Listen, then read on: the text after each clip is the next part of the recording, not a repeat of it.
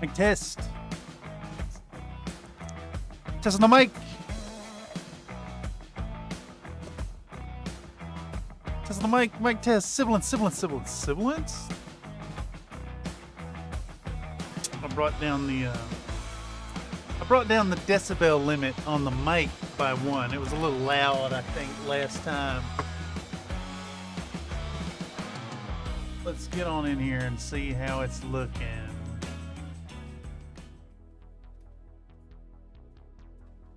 All right. Full screen preview. Audio test.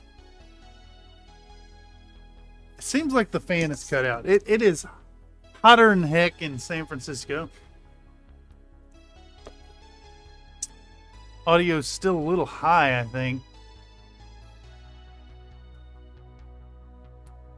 Let's try bringing it down.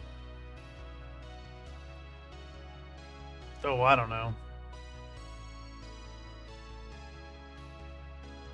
2 decibels? Close. Mic test. Testing the mic. Mic test. Testing the mic.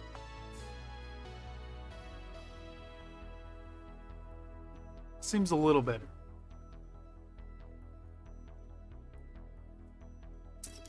I was going back to the VOD after yesterday's stream, and I set it to play on my phone, and my God, was the audio loud.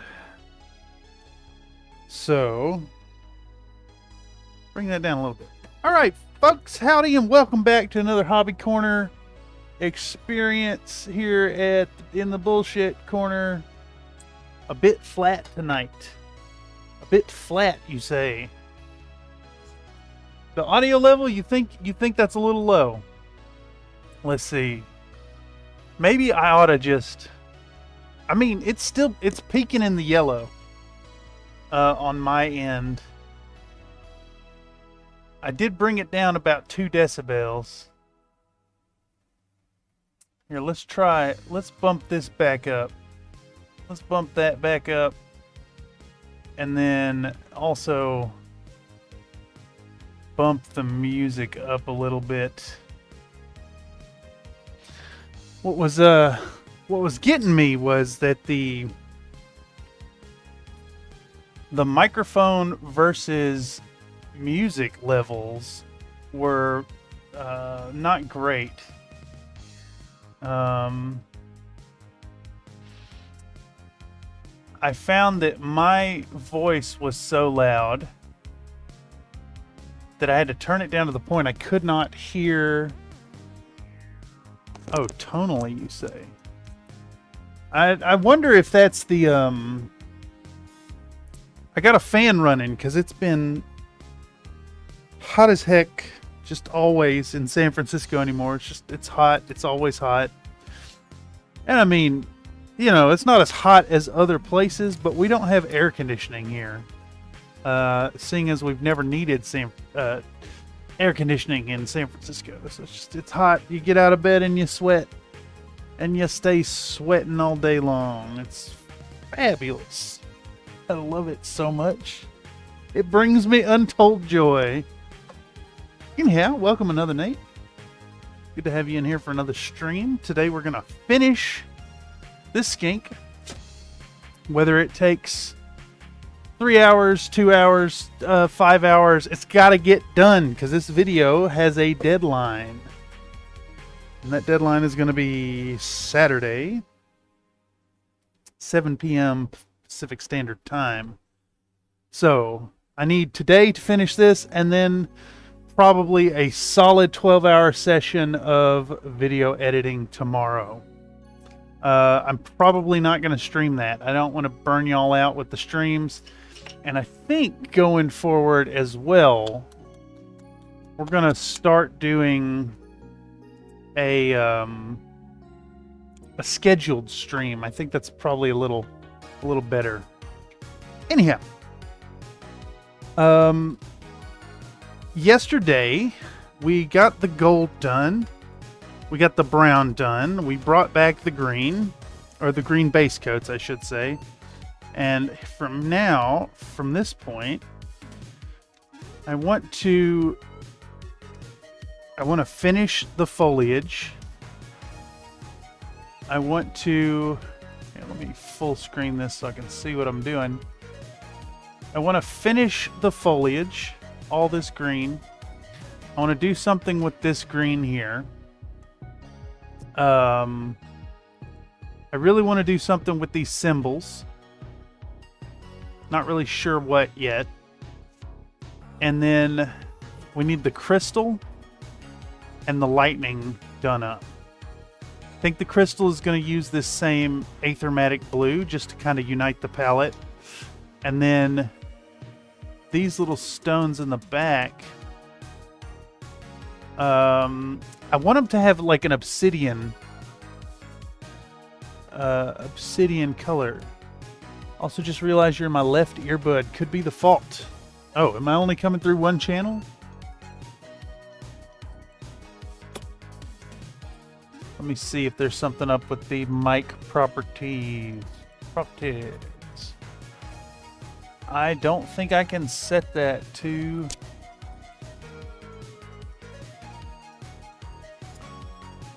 anything other than stereo.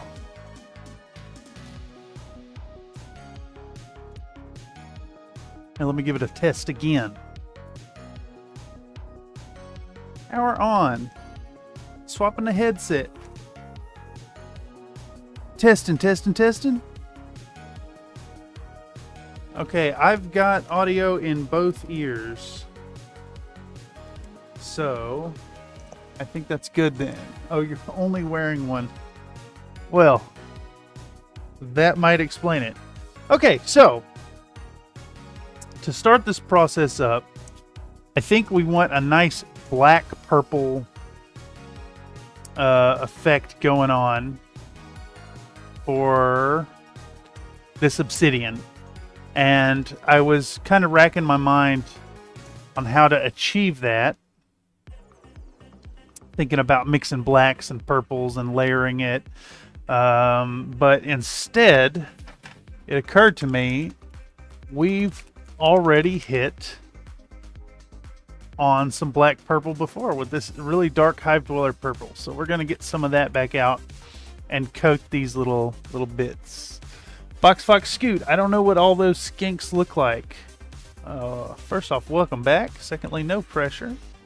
I think generally the skinks are pretty much the same form factor. The big difference is you have occasional characters and chameleon skinks with like the curly tail in, I don't know what all games they're in.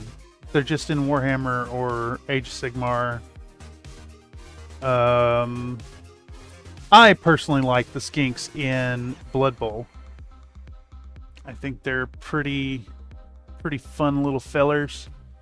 Thing about a Blood Bowl team, a Lizard Man Blood Bowl team, is that the Saurus warriors are just like tough as all get out. Say box of nails, but not quite the same as a box of nails. They're tough as heck. They're slow, but they make up for it with skinks, which are weak and fast and great at handling the ball. I played in a couple of seasons of Blood Bowl via the video game, which is basically just the tabletop game, no different. And I was doing pretty good one season and then just got completely stomped by the leading Lizard Man player. I, of course, am a Nurgle player. Nurgle is my favorite. and it's a tough team to play. They're slow. They can be fragile. They're not great at holding the ball, but you get a bunch of mutations and you can stack debuffs onto your opponent, which is really cool. Only skinks. Wait, hold on. Mike? I don't know, it's Mike plus A. Still a Mike. Not sure what you're getting at there, Fox. I picked Blood Bowl because it is less serious. Only skinks I know live in my yard. Oh yeah. Ain't it always hot in San Fran? Historically, no. There's a saying that's attributed to Mark Twain that the coldest winter I ever experienced was summer in San Francisco. It's actually like supposed to be kind of very temperate, very even temperature, and kind of chilly most of the time.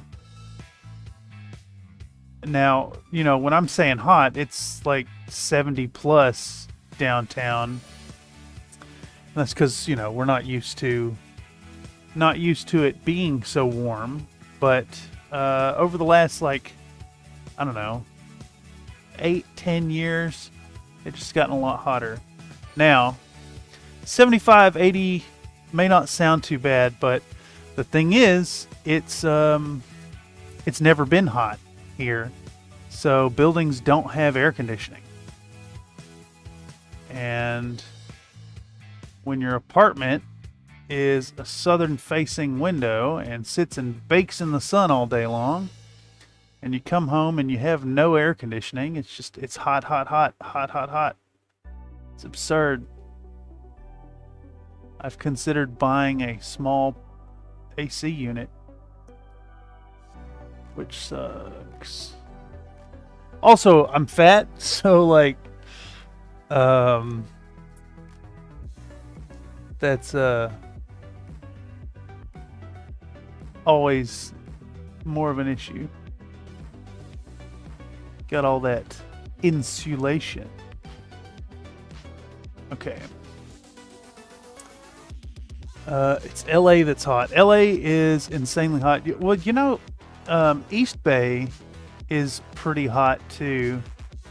I got a buddy who lives over in Concord, and I stayed out there for a while, and it gets really hot. It gets over 100 in the summer.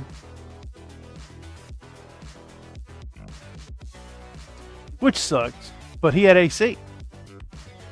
And that was really nice.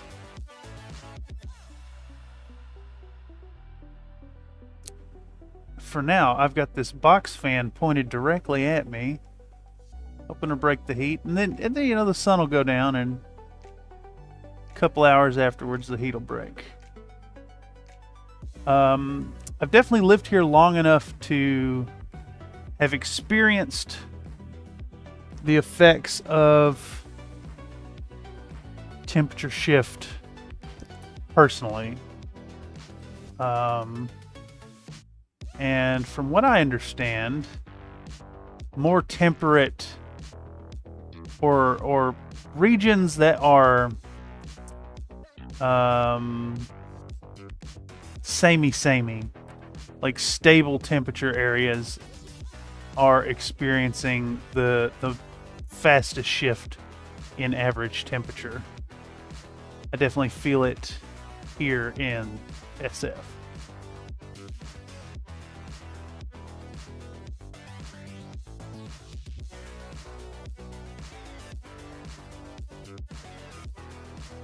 It's hot all the time. It's always hot. Feels like it's summer 300 days a year.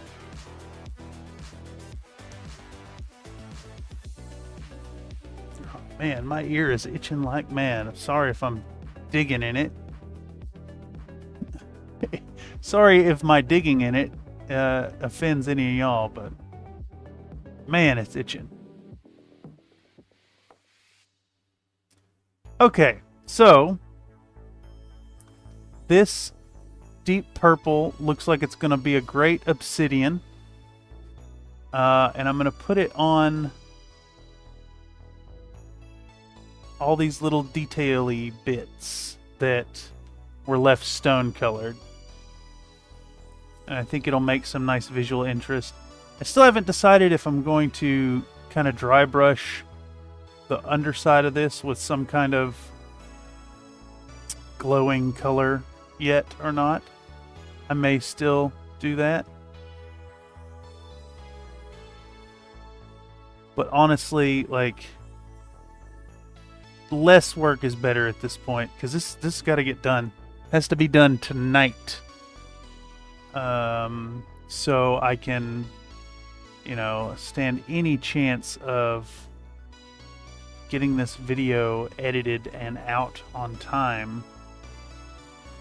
I would hate to delay yet another deadline because of my procrastination. Which, I tell you, I am a champion at that. So, you know, fun time-saving techniques like contrast paints and washes and whatnot, it's going to be the way. In fact, once I put the green on, I think we're going to try to use the Agrex Earthshade wash again, only just apply it with precision instead of putting it on and wiping it off.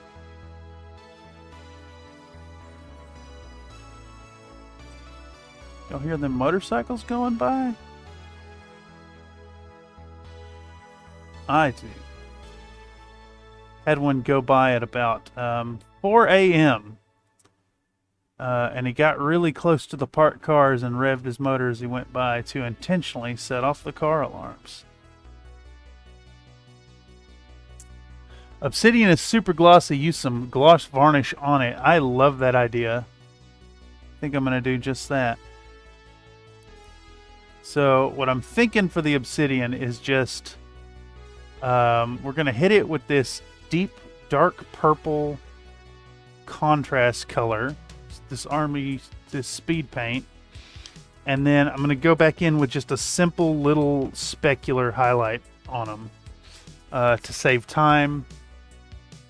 Something in the pinky purpley range, and then when the model's done, I can go back in and hit it with the gloss once after I put the dull coat over top. I say dull coat, but I don't actually use Tester's dull coat. I use Winsor & Newton, what's it called? Artist's Acrylic Matte UV Varnish. Stuff is magical. Gets every bit of a ultra flat finish that Tester's dull coat promises. That was always the go-to product back in the day when I first started painting, reading on forums and stuff. You know, Dr. Faust Painting Clinic and Cool Mini or Not. You know, back when that was actually a place for you to post your painted minis and not just a game development company.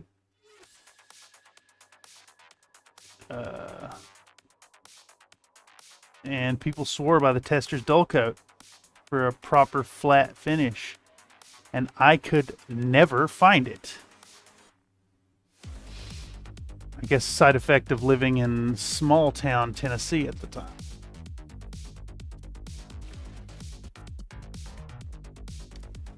Hell, I think you'd have to go all the way to Murfreesboro or Nashville. Get your hands on proper hobby products. Now there's a Hobby Lobby in my hometown, which still doesn't carry all the good stuff. I think they also have a Joann fabric, if I recall correctly. which tends to carry a pretty good selection of name brand hobby supplies.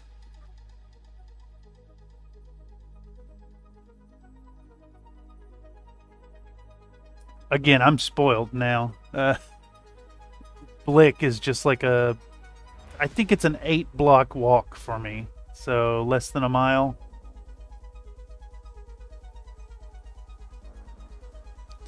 Always a good time. Head on up to Market Street, cut a few blocks over. Stop by Taqueria Cancun, get a fat mission-style burrito. All veggies, of course. Head on over to Blick, get some new paintbrushes and paints and stuff. I do enjoy a good trip to the art store, but my wallet does not.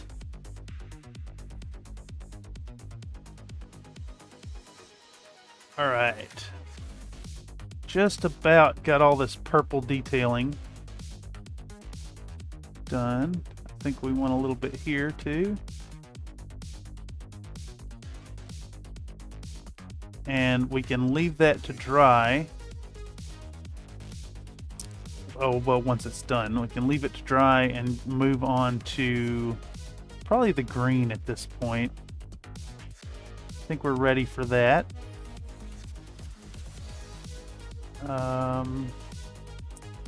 Or maybe a little bit of the achromatic blue first on the crystal. I'm interested to see how well it goes.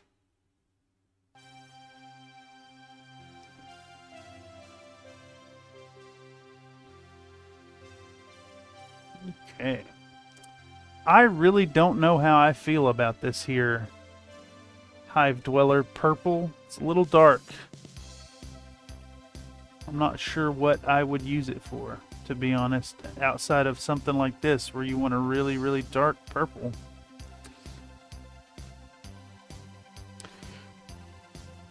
So, all right. So we got our obsidian coat down.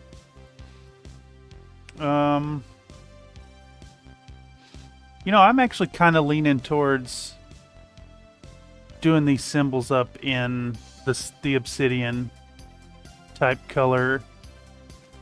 Let's just give that a whirl and see how it looks. Can always repaint them if I'm displeased.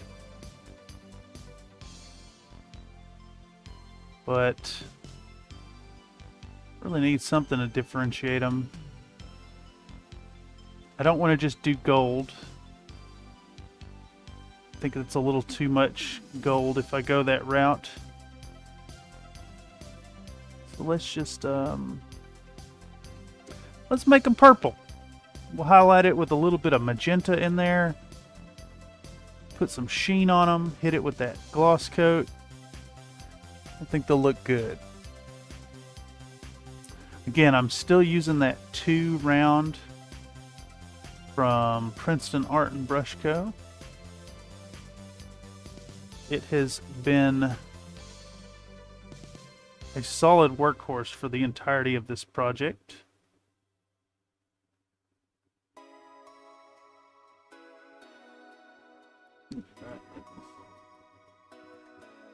And I think what we'll do is take these a little brighter overall than the other bits of the obsidian color.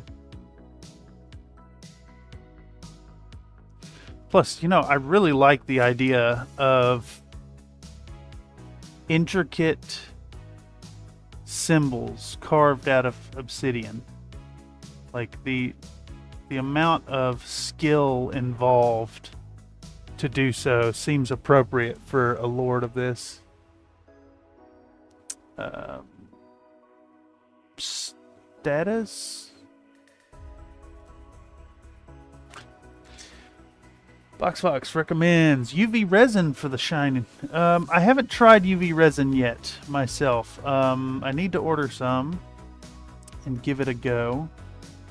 I see it most used with like the shiny wet parts in Dan Does videos. I think I've seen North of the Border use it for his eyes. What's his name? Adam? Adam from North of the Border? But I haven't tried it yet. I have a bottle of Mod Podge Gloss. Dollar Tree special. Costs $1. Gets the job done. Works really well.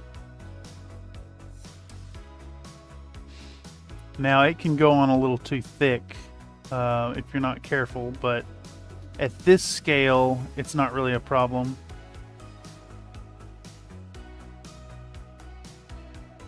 So we'll probably use a little bit of that stuff. I also have GW's Storm Shield, which I don't know, might be a little more appropriate since it's a Games Workshop product. Let's see how I'm feeling when I get there. Alright, we got the purple on. For real this time. Lots of doll eye. Like the line in Jaws. Black eyes, like a doll's eyes. Alright, so we're going to zip back over to our Aethermatic Blue.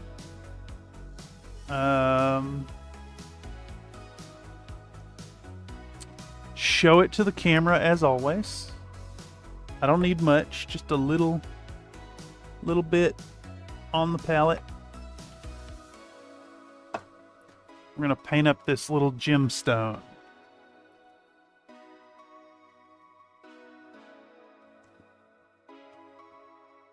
Aethermatic Blue.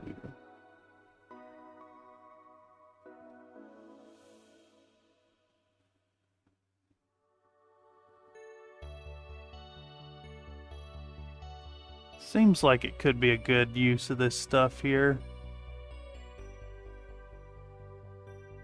I don't know though.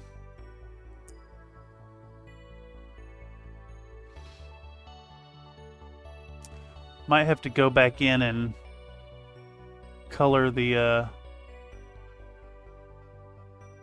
frame for this thing in a different color. And that also leaves me wondering, what color would the little lightning bolts be?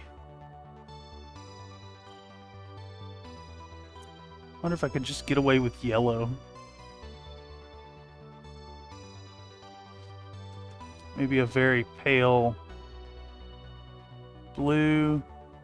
Maybe I should have gone a different color here.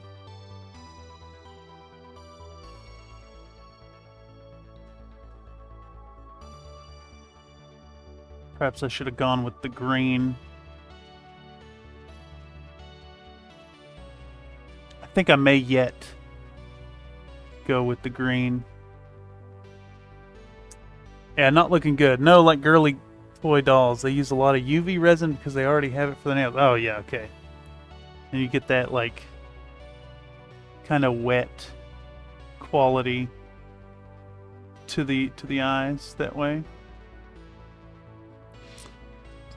Alright, so we're just going to use this Aethermatic Blue for the lightning bolts, because I don't like the way it turned out on that crystal.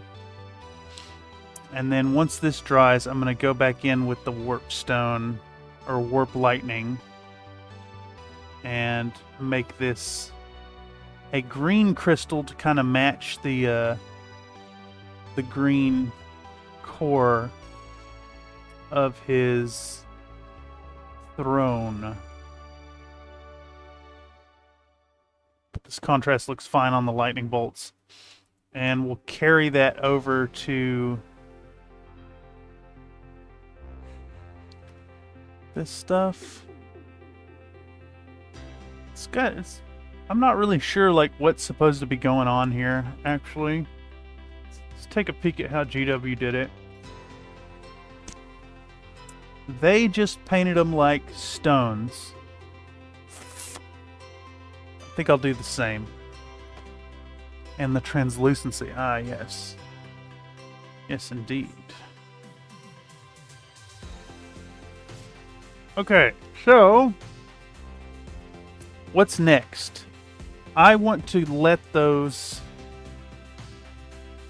I want to let that purple like really cure. So we're going to go on to moot green. And start putting some of this real bright green on the foliage. Just going to go real bright with it. And I think we'll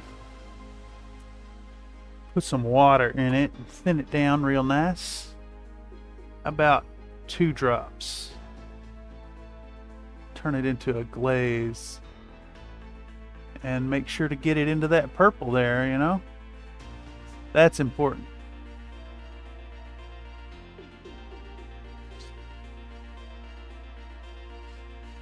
All right.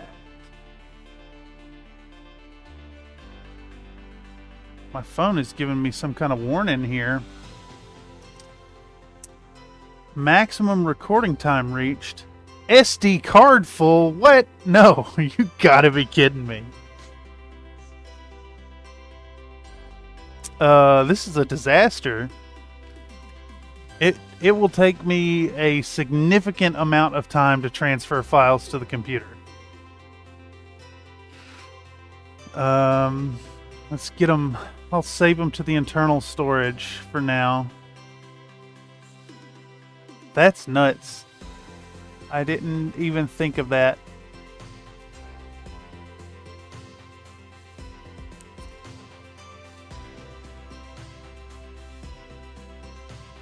All right, so we'll see how far the internal storage lets me go. You know, that speaks to the size of these files. So I record all this footage in 4K, and I've got a 128 gig card on the phone, and I have filled it up since yesterday.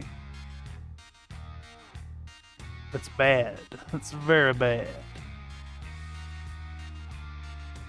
And it'll probably take 20 minutes to transfer everything. Will you just nab it from the stream VOD after? Oh boy.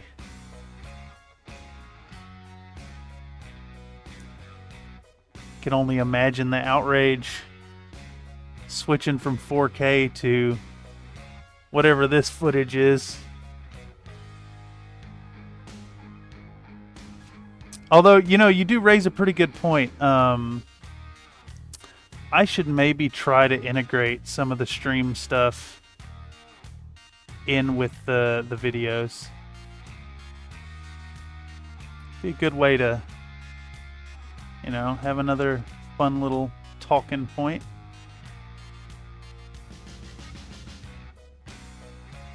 All right.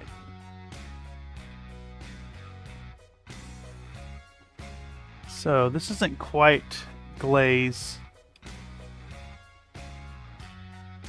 Still a little too thick for that, but that's fine. I think what we'll do is get these painted up mostly in the moot green, and then mix a tiny bit of phalanx yellow into it, and have like yellowy green leaves going on. Could always wash it back down with another coat of the green, just really thin down. I don't know. Kind of making it up as I go on this project. I didn't really start with a finished project color in mind. You're taking a dump for the stream. You're damn right. I was far too concerned about trying to get a bite to eat before we started tonight. My class ran super late, and I didn't get home till 4:40. Then had to run to the store for some chow. Got something quick and easy. Because I don't eat breakfast, I don't eat lunch, just eat dinner. I know it's a bad habit, but I don't have time in the mornings for breakfast. And if I eat during the day while I'm in class, then my guts will be making digestive noises. And I can't be doing that.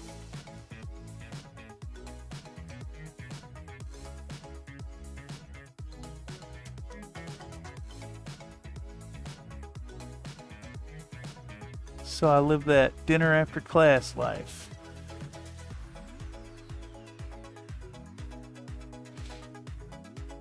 All right, there's a leaf. Let's do another leaf. Try and get these shadows minimized for the shot. Wonder how blowed that out. No, it's not too blowed out. All right.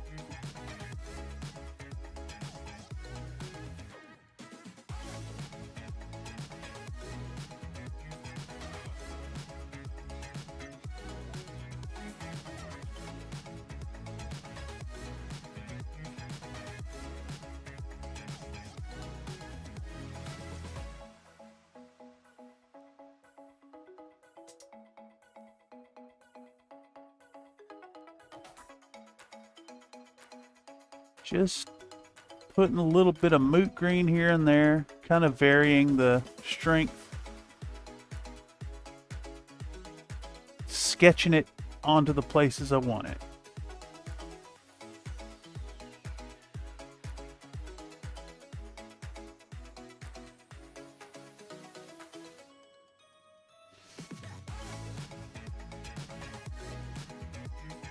I should probably be making a mid-tone, honestly, but I don't want to spend a million years on this. It needs to get done. And so for that, we're going to cut some corners and decide that good enough is good enough.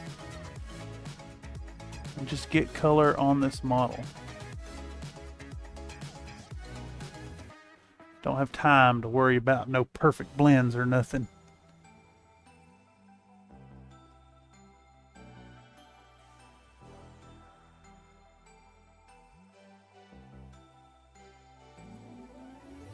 Besides, the focal point of this model should definitely be the skink.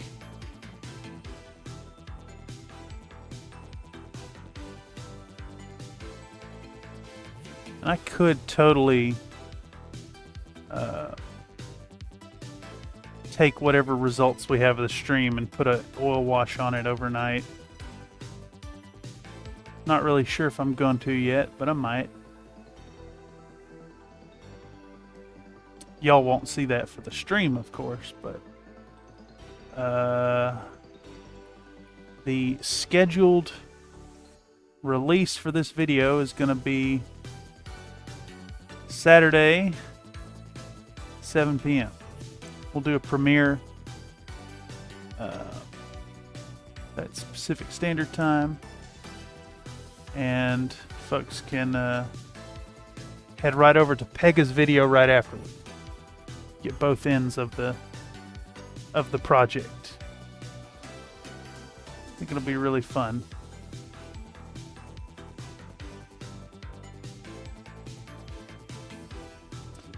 All right, so green. Y'all have any thoughts on green? I like green. Generally a fan. I should have played orcs, but I was always a Space Marine guy. Well, that's not true. My first army was Tau.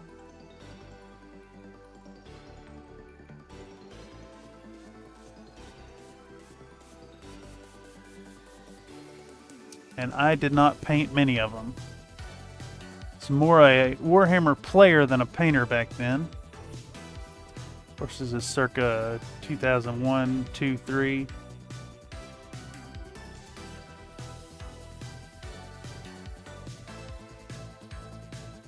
I didn't have the patience to be painting no dang old Warhammer models at that age.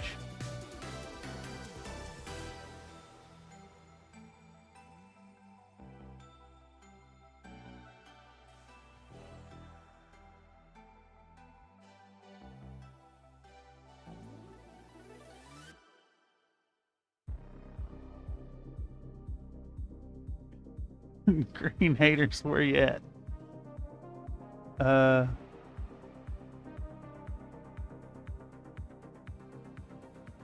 Who knows? Who knows? Someone out there hates green.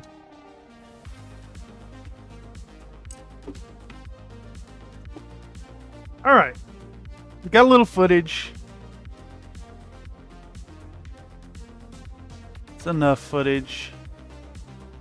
Not really sure how I'm gonna go forward on this like green core in the center.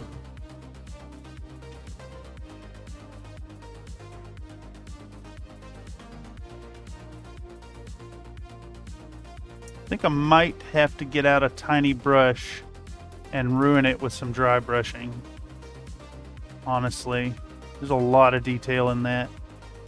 And I don't necessarily trust that I can do it justice with this here brushwork.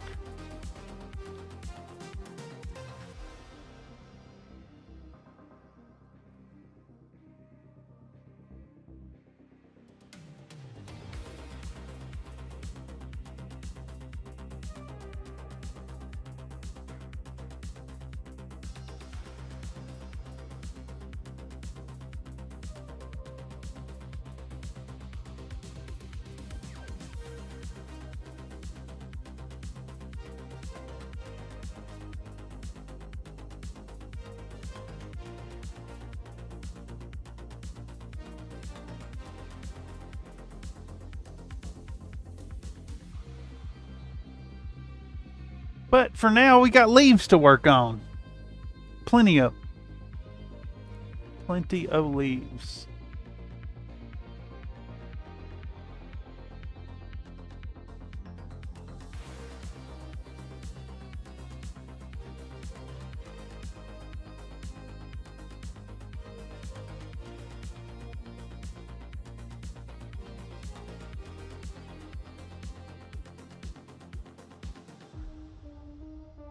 I may yet blaze this down too. Sitting here thinking I could probably do this really harsh moot green and then do an even harsher 50-50 mix between the moot green and some phalanx yellow, and then really thin down some of the warp lightning and kind of glaze it back to a nice unified layered green.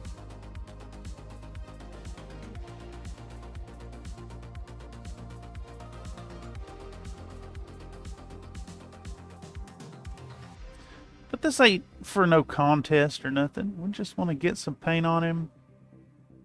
Talk about working on a GW project after all these years. Try to include some heartwarming message in the work. You know, something like that.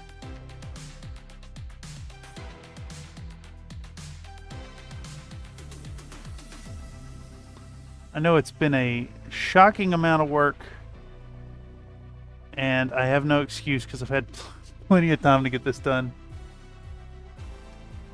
I know it looks like a tree, Cam, but these aren't leaves. They're tentacles. I mean, if you will the vines to grow in a certain way,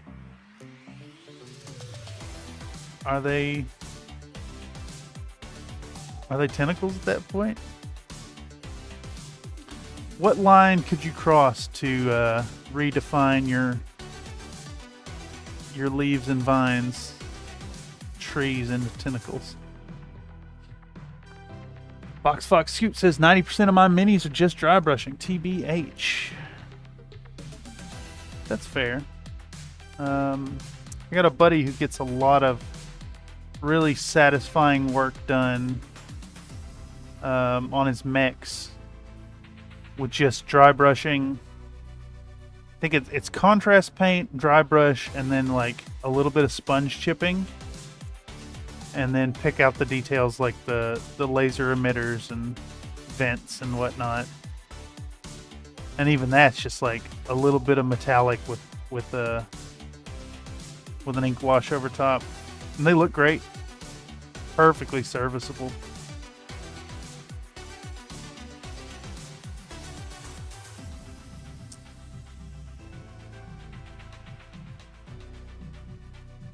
I mean, besides, good enough is good enough is a hallmark of this channel. And these videos are aimed at miniature hobbyists. I guess anybody who wants to paint some models, really. But really more for beginners and middling painters like myself. I'm alright at miniature painting. And you know what? That's just fine and dandy.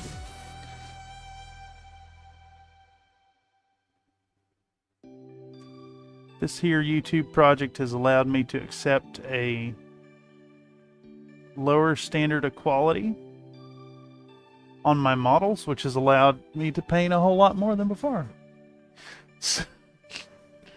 Skink Triumphant gone wrong. Gone right? We're not making that kind of video this time. Sometime we'll make some more jokes about that. Emery says, surprise fry. First off, welcome, Emery. Secondly, nope. No fry this time, but I do have a model to fry. And I have landed on the blue pack Mad Cat. Probably, I'm thinking right at the start of the new year, I'm going to do a video about lovingly putting this model together and giving it a fantastic paint job and then tossing it in the deep fry. Because I need to reshoot a segment that's like 10 seconds shorter than the current one, and you know, in better, higher definition. Plus, I think deep frying an old battletech model will wrestle the jimmies correctly. I'm having a flashback to having a discussion with you about the origin of rustling of jimmies. And I think it was on the Country Fried Minis Discord, if I recall correctly. I do not accept your but y'all sizzle, yes. Yes. I wonder if I could do some kind of joke along those lines. I'm sure I could, and make it work. Might have to scout some voice talent for that. That'd be fun.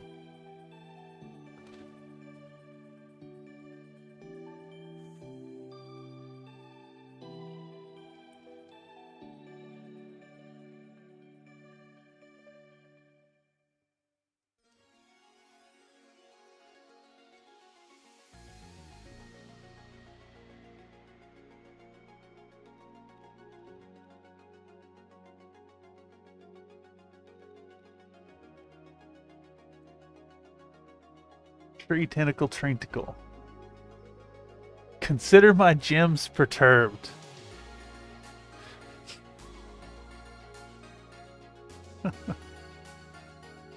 You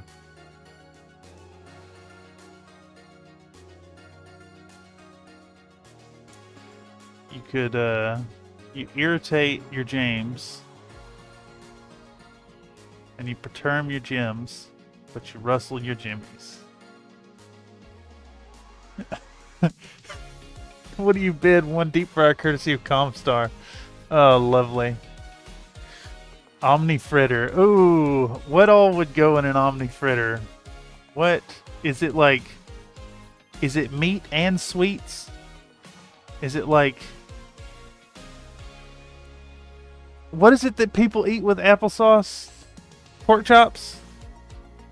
You do like a applesauce pork chop? Deep fried. MXR has been using the Jimmy Rustle for over a decade, so it's older than that. Yeah, Rustling Jimmy's has been around a long, long time.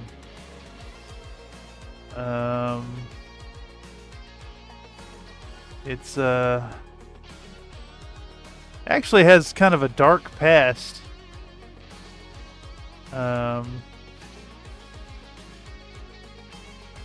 It's not as innocent as the use of it today. Mad Cat Nuggy, yes. It will indeed be a Mad Cat Nuggy. Oh, do I could then maybe even do a subsequent episode about recovering this model from the deep fry batter and saving it. Maybe even like a triple varnish coat and see how it survives. That sounds really fun to me. Alright, we just about made it all the way around with this moot green. Just about. We're getting there. And I think I am indeed going to mix in a little bit of phalanx yellow and tickle the tips of all these leaves.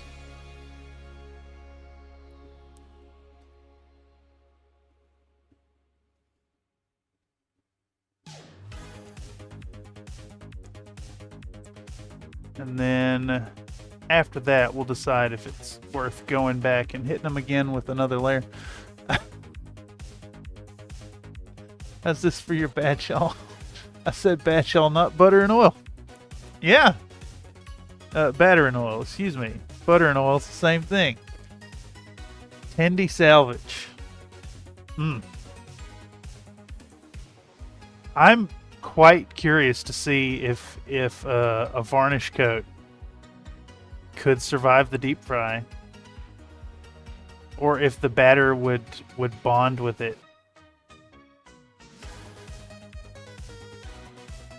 I still have the pot I used for the deep fry, so I can use that. I don't have to destroy another pot. I haven't used it since the original deep fry video. Like, how long's the channel been out now? Like 2 years ago? The original context of that set of models is kind of lost to time now, because I removed that old, really subpar content from way back when. It just, you know, I look back at it nostalgically, but it is not... I don't think it's worth keeping up. It's really poor quality compared to what the channel offers now.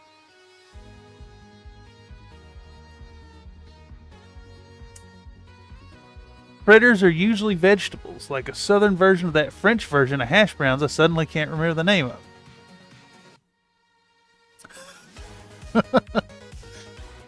Look, if you're going to fry me, I accept that, but I must object to your disgusting use of contractions as you do so. Oh my god, a cleaner would hate me. They'd shoot me on sight. I'd get 6 words out of my mouth.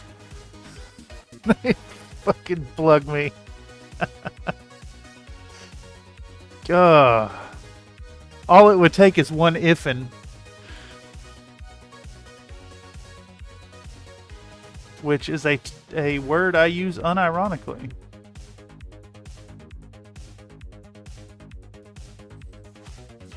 I'm what, 30% as country as the character I play on my channel? Roughly.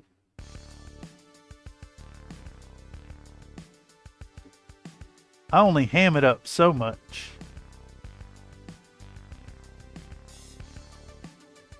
There's a spark of truth to the countryness that I put forth in my persona.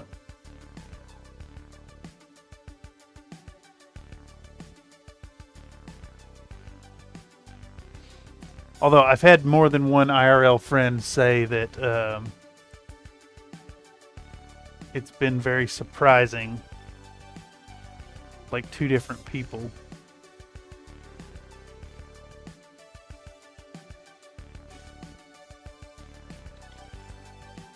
$60%? No way. Is it that bad?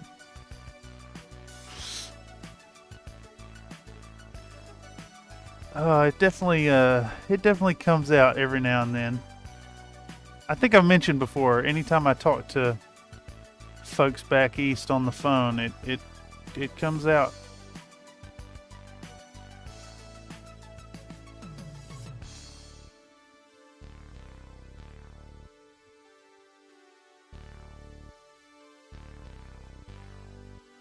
Okay.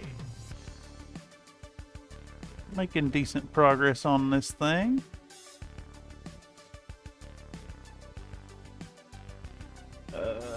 These little vines are threatening to upend my delicate work here.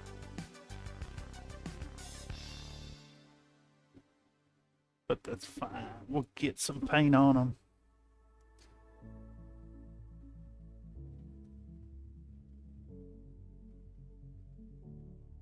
Okay. I think... Nope.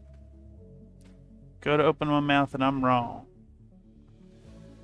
That is not everything, because I forgot to hit this here little thing with a little bit of green base coat. So I'll need to do that here in a moment.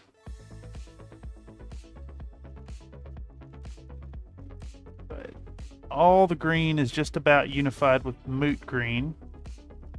So I think what I'm going to do now is get out one of those soft makeup brushes and try to very carefully hit the center of this without spilling it too far onto the other stuff.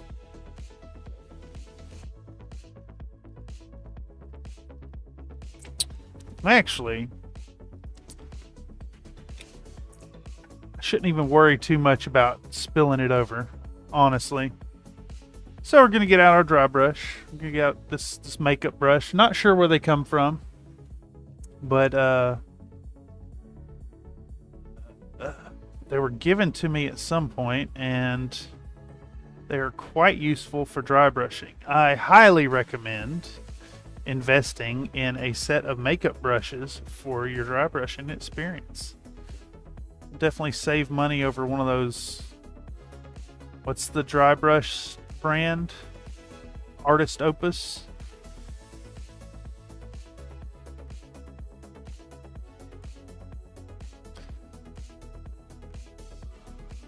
This thing is too big still. I need a smaller one. Do I have a small dry brush? I don't think I do. Let's see. Boy.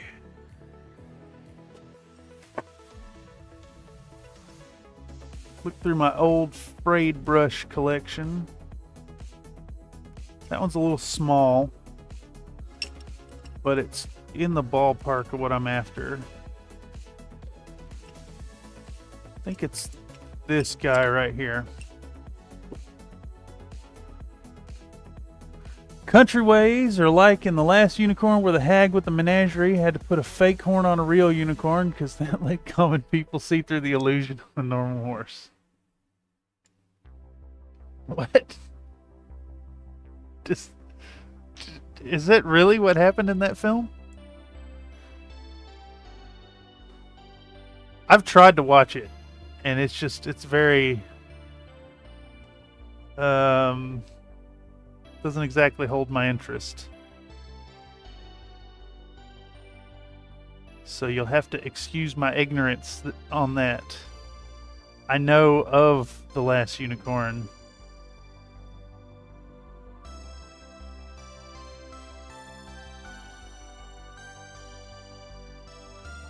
I have not managed to sit through it. Alright, so we're going to get that nice moot green brushed onto this boy.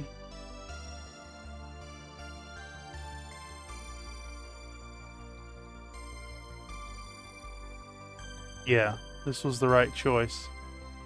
Definitely nice to be able to control where this brush is going. And then we got to get a little on the inside ring as well.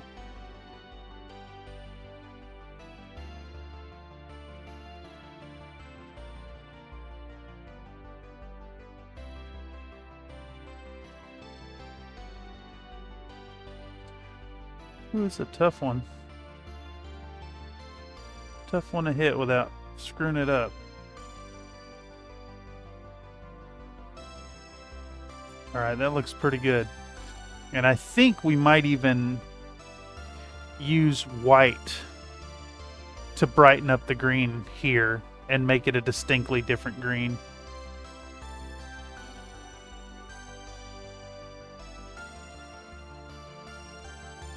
Not really sure yet. I definitely want to pick out these little like stars and stuff in the center there. Okie doke. So, moving forward, we want to put a little bit of warp lightning out. And I guess I need to film it.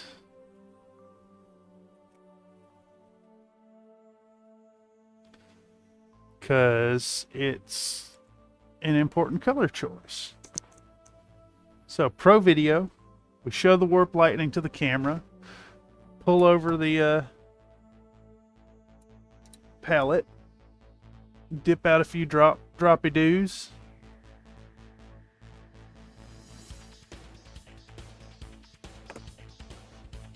All right.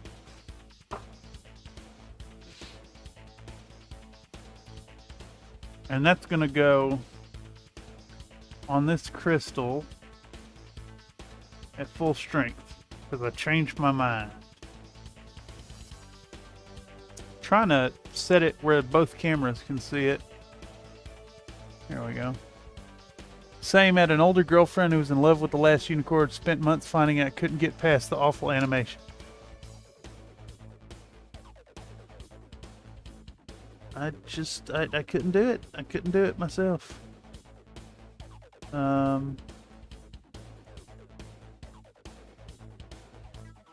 Not exactly sure what stopped me from watching it.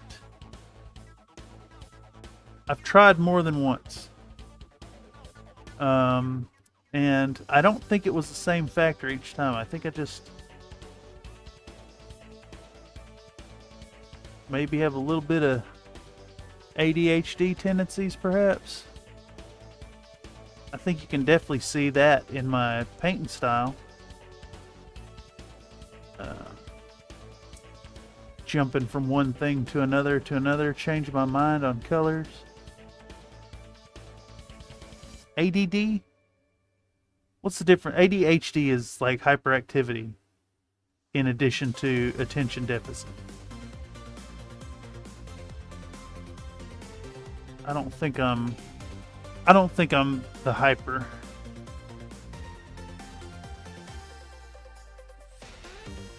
But I definitely find it hard to focus on stuff. I don't know if that counts. Alright, how far in are we? 1 hour. 1 hour in. We've got some base coating done. We got some green done. I need to get these ferns here colored green.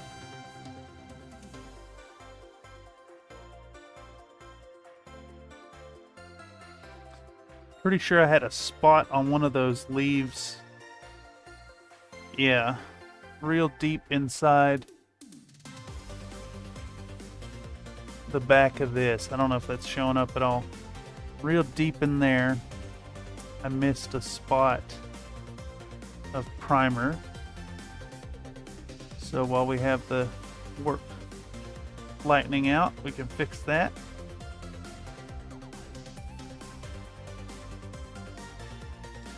Man, I gotta say, contrast paint.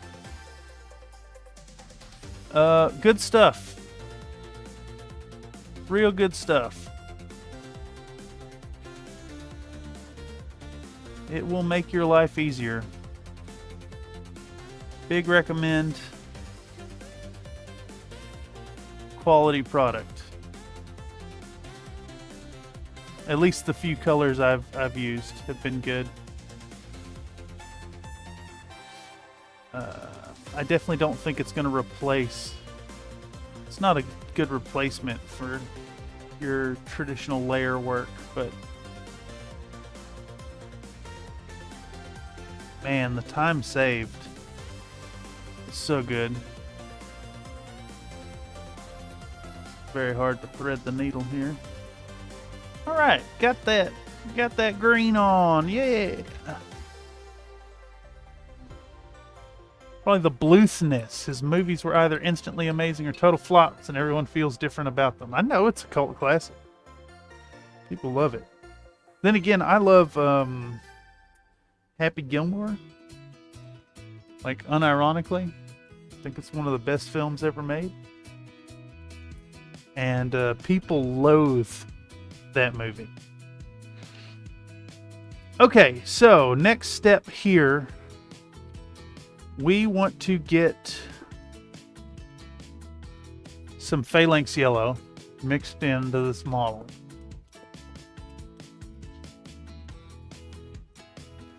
And it is up here. All right.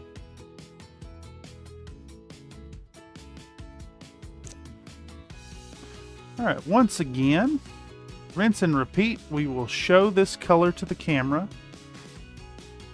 We will put it onto the palette here. I think 2 drops there ought to be sufficient. I'm going to green it up. Go for about a 50-50. Maybe a little less than 50-50. Like 60-40, 60% yellow, 40% green, because that green will overpower it really quickly. And we're going to put a drop of water in it, because I want it nice and thin.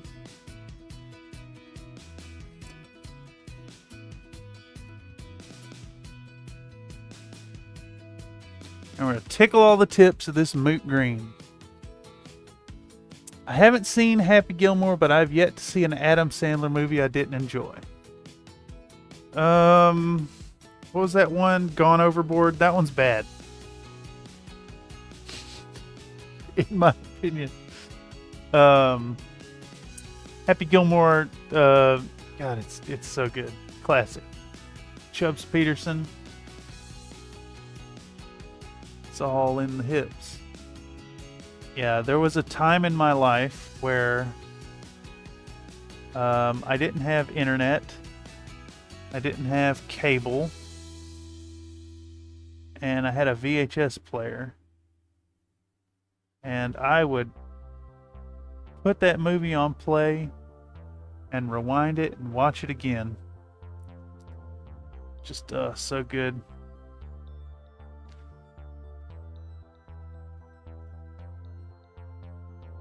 Not for everybody, but yeah, definitely a good one. Better than Waterboy, and I enjoyed Waterboy.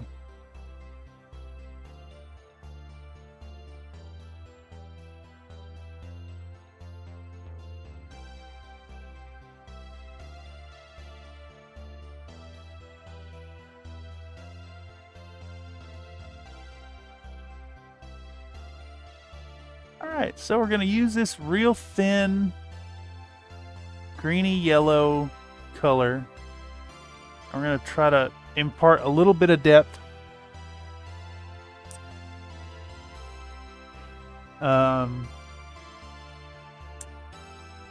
impart a little bit of depth into these leaves that we've painted kind of basically flat moot green. Give them a little depth, give them a little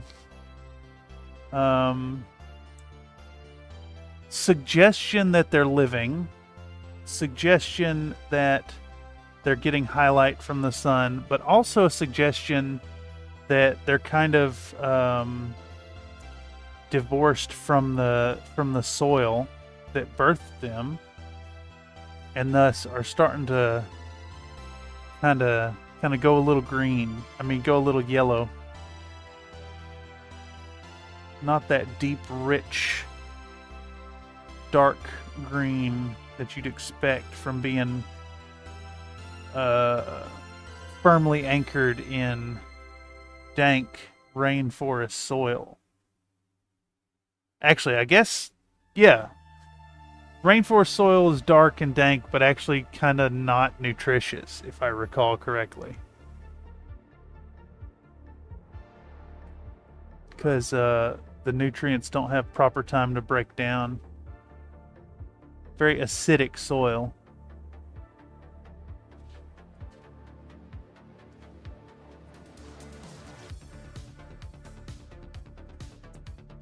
Oh. That is the 6th fire truck since 4:40 p.m.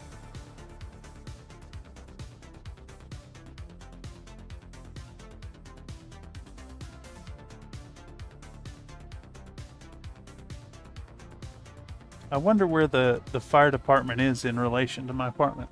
I actually don't know.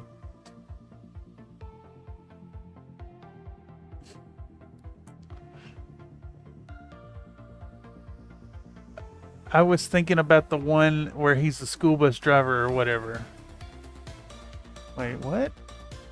The Billy Madison? Where he goes back to school? I've seen and loved Happy Gilmore, yeah. Fox says, was looking at kobolds earlier and saw this really funny image of one with a handle with care sticker slapped on its face. That sounds really fun. I do love the whimsical fun that is imparted into kobolds. They really are the best. There's a really fun kobold that appears in Baldur's Gate 3. I don't know if any of y'all have played it. And I guess this could be construed as a bit of a spoiler. But there's this kobold merchant at the circus. His name is Hopper, I think. And he has some really awesome, fun dialogue options that it's just like the absolute spirit of kobold. Reminds me of my my last incarnation of Iswal, the kobold. Was the one with the monkey grip. And he's a very low intelligence character. So low intelligence that my GM, the Dungeon Master, DM, ruled that not only did I not speak Common, I only spoke Draconic, because, you know, I didn't have the brain power for 2 languages.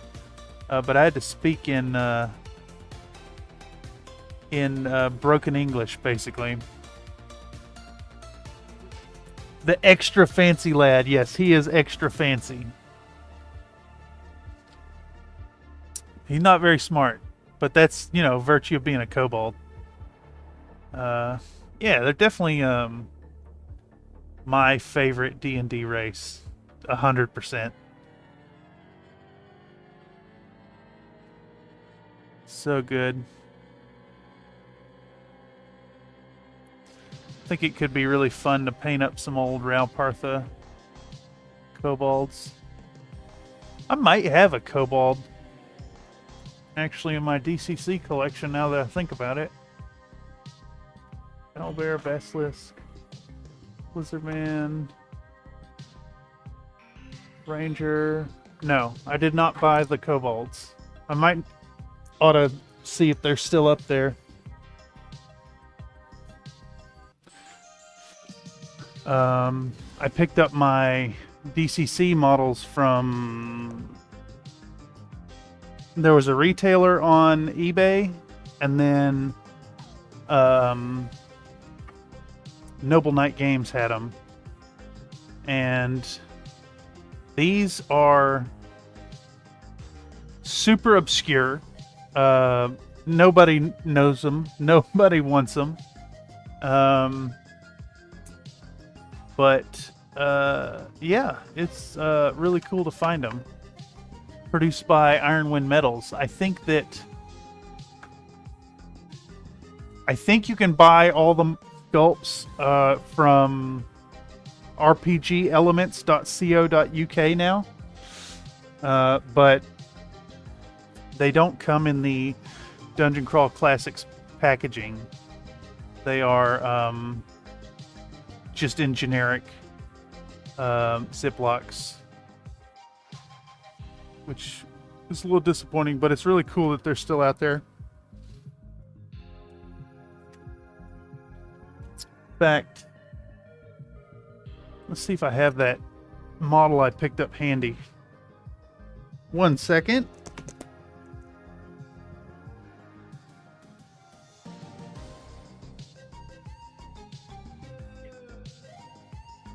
Also gonna grab my water while I'm up.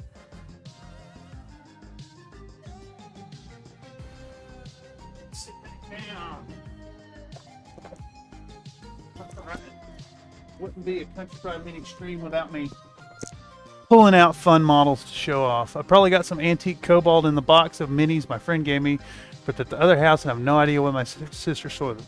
Well, if they resurface, it'll be a pleasant surprise. Let's see what's in my box of retro models here. Those aren't retro. I picked these up off of eBay. I think these are Ralpartha. Yeah, Ralpartha.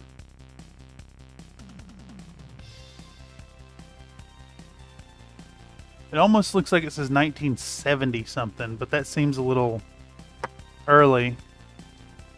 This is a Grenadier Wraith. And I think this is also Grenadier. Yeah, Grenadier. Can't tell. Skeleton Warrior, I'm assuming.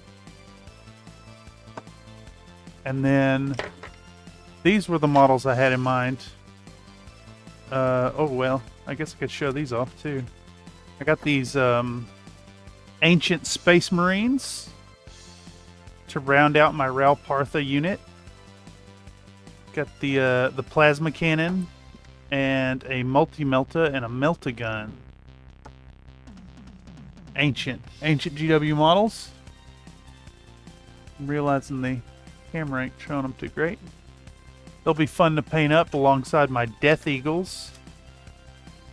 But the models I had in mind were these ones from rpgelements.com. Excuse me, it's not co.uk. But I got my hands on the Dungeon Crawl Classics Chilichia the Devil Lich.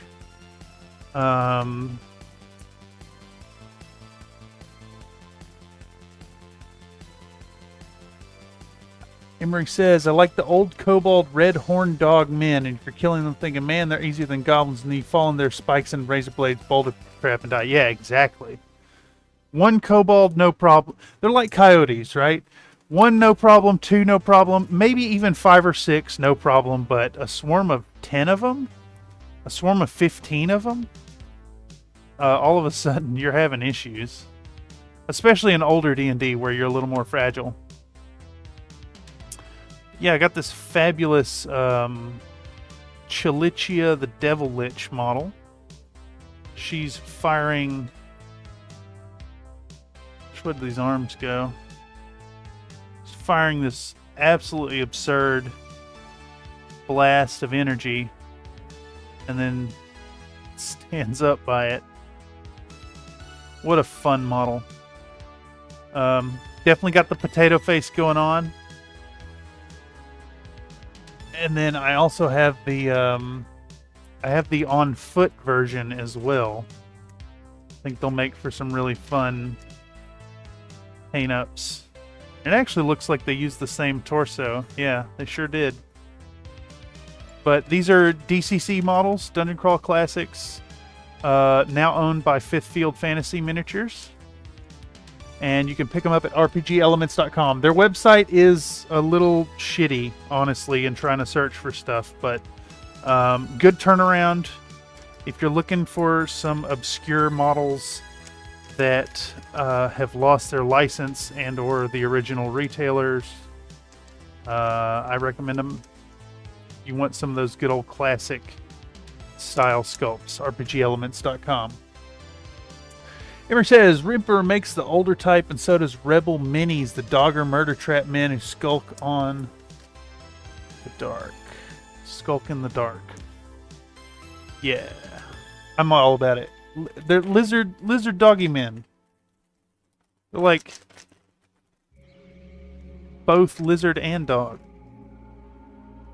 I just keep thinking back to the original Baldur's Gate and the sounds they make. They're like chihuahua barking. And that's kobolds forever for me.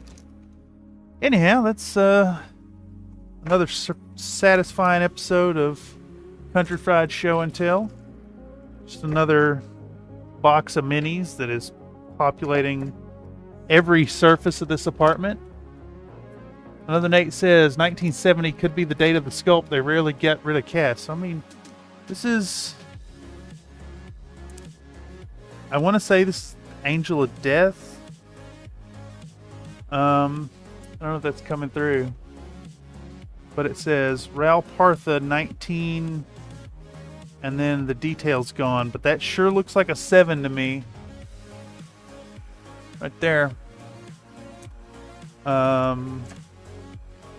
I picked these up to do an episode about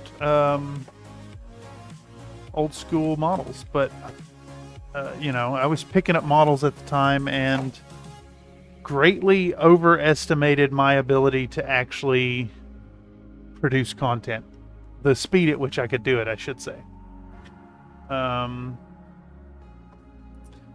But you know, at some point I hope to address that lack of speed of the content. I definitely think that there's a chance that this next semester will dial back enough to let me really put my all into video production like I'd like. There's also a chance that the current slow rate of production will continue through to next summer. But at that point, I'm set to graduate with my BFA next May. And at that time, I hope to ramp up the miniature video production and really make it worth everybody's, you know, support and viewership to put out some stuff on maybe like a bi-weekly schedule. I think weekly is insane. I know that some folks do it. I was actually looking at Ninjon, and he does like 3-4 times a month. It's crazy. Then again, if you want to make money doing this, I suppose treating it like a full-time job is the way to go.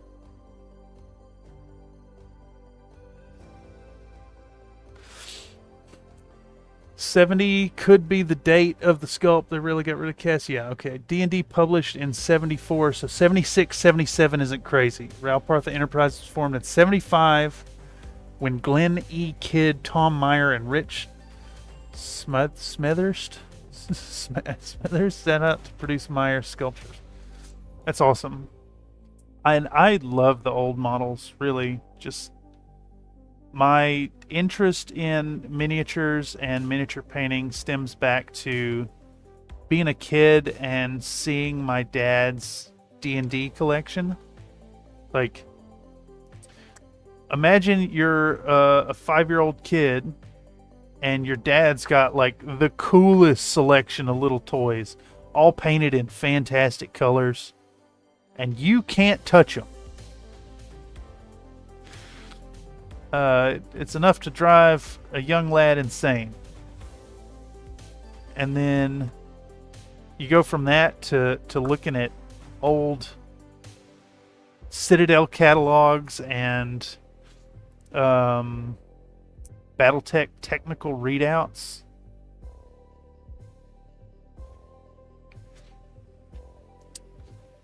I definitely meant my mention in the Hunchback video that I kind of do blame all of this mess on my dad's original technical readout 3050.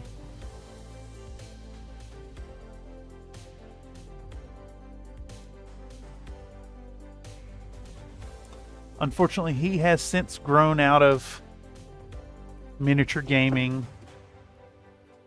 and having any interest in doing that. I did get him talked into playing a Battletech game over COVID. That was really cool. But I don't know. Just lost his lust for it. Which say, Livy, more miniatures for me. Grenadier was formed in 75 in the USA. Some blister packs came 76 as an arm of Canterbury Pewter Limited. That sounds quite reasonable. That's about right, right?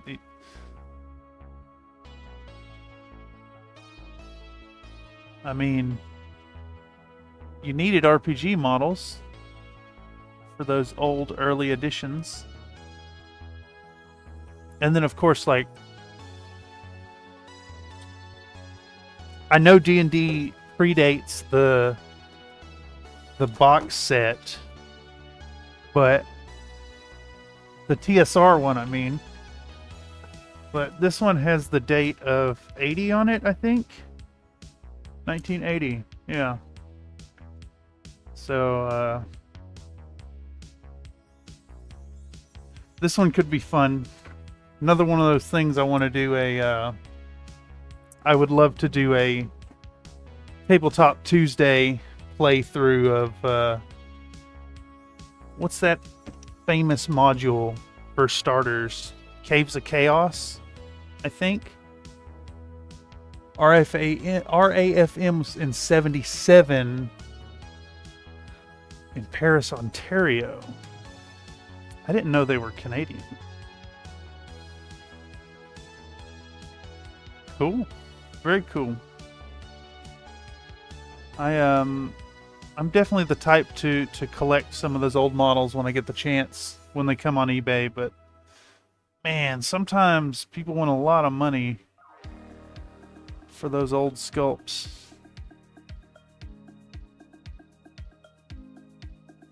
And that is really hard to justify when you have a 3D printer.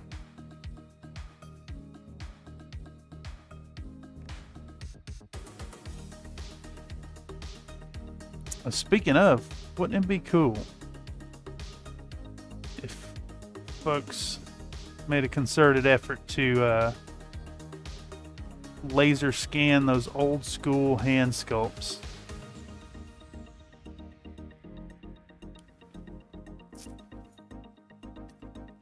Definitely love to see that.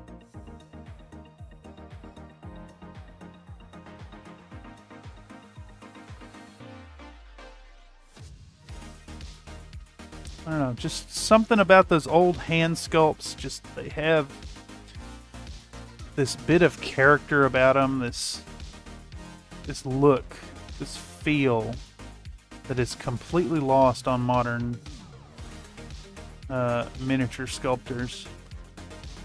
I mean, sure, the new digital stuff looks awesome, and Like, this model is really cool. Don't get me wrong, but can you imagine this same kind of deal, hand sculpted in pewter with a really shitty potato face lizard right in the middle? Oh, so good. Another Nate. That was half of my motivation in getting into 3D printing. I can let my daughter play with, paint, even destroy minis. If or when they get smashed, just print a replacement. Yeah, that's awesome. Oh, I hadn't even thought of like the angle of like kids having access to 3D printer stuff. That's really cool. If I ever make it back east for a visit on the holidays or something, I think it'd be neat to bring the 3D printer. Let my nieces and nephew play with it and get some stuff out.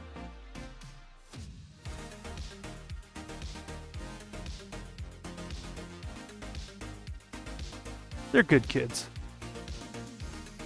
You probably have a blast with it. Citadel Miniatures was formed as part of the British game company James Workshoppe in 1979.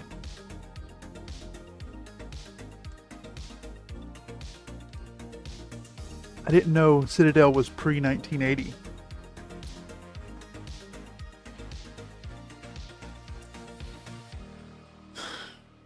Stop with the pressure. I'm sculpting potatoes as fast as I can.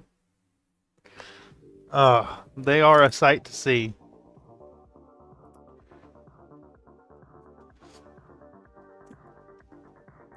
Hell, you've pretty much got a whole line of the QB boys now. Are you thinking of making some molds and casting them?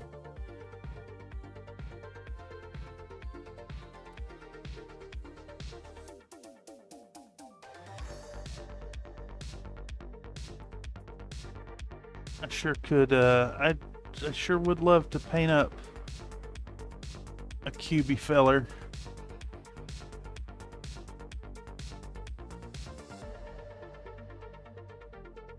Might have to bribe you. Toss one in the mail.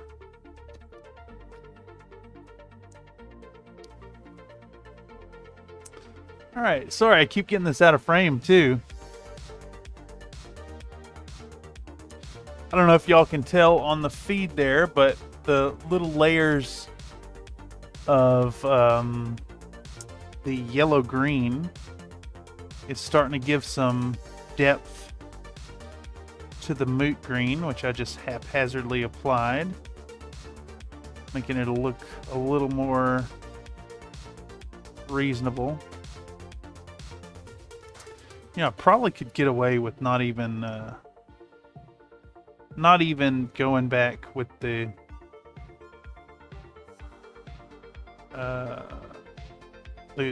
shade that I was planning on putting on them. I think they'd be fine without it.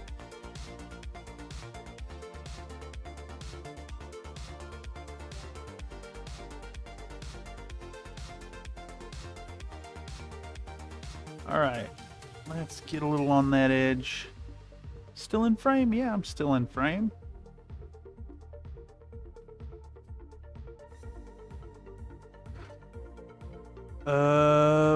That is all of these done. Now we want a little bit on the back of these.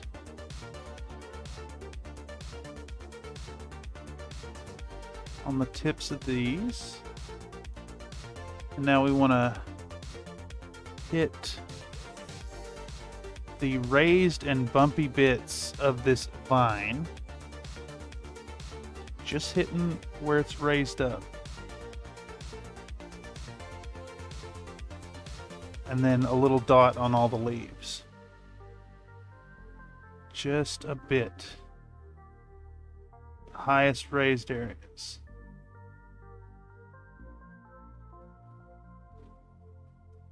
A little bit of less is more approach here. Ooh, my hand's shaking. Yeah, it looks great, I think. I don't know how well y'all can see it.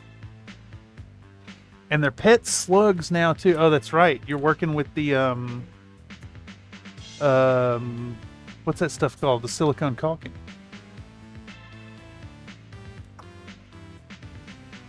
I'm building molds right now. Current layer of silicone just cured. I had a feeling that's what was going on when you posted the picture of all the little tentacly bits glued to that central shaft. Had to assume that was some kind of sprue setup. Ooh, I'm really excited to see how that goes. I've done a little bit of casting myself in the past. I casted a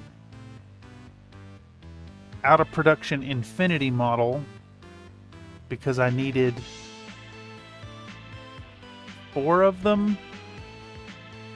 I think it was 4 for an army list. So I bought the Micromark brand casting starter set, and I was very pleased with it. It's like $90 or something.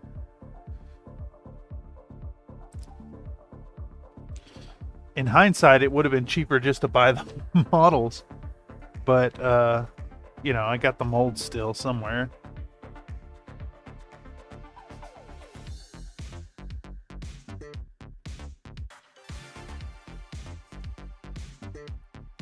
Okay, so I think that's just about all the yellow.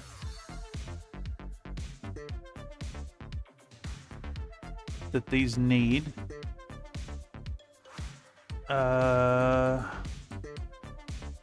This still needs some here. And these leaves as well. Oh shit, yeah. I also need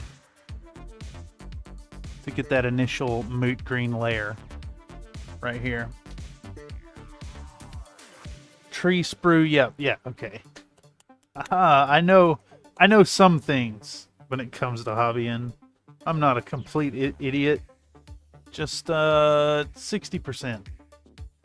60% idiot. 100% country fried.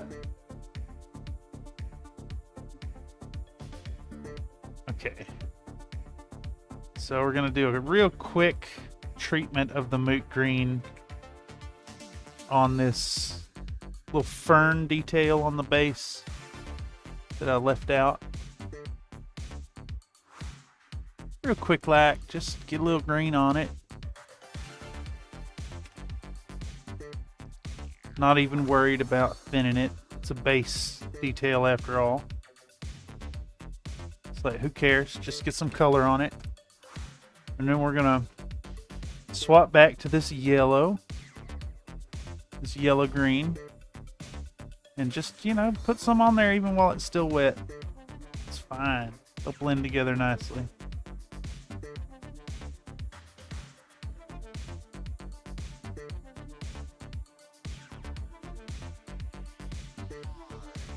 Okay.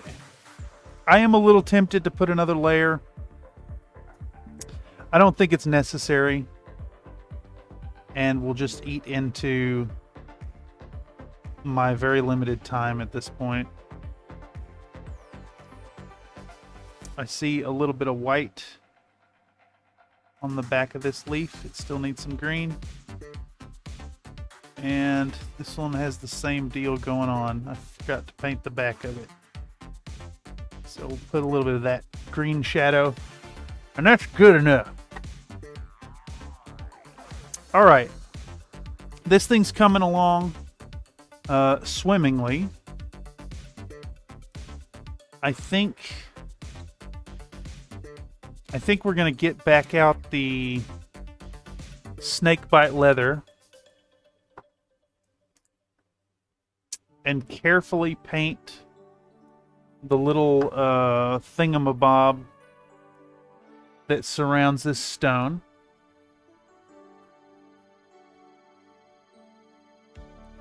see if I can get this here. Not super important to film it. Not worried about filming it at all. Just get some color on it.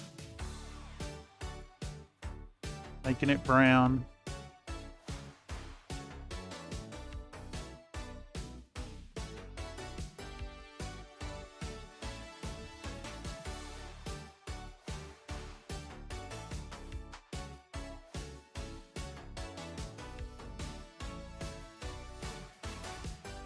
I think I will also hit it a little bit of the gold.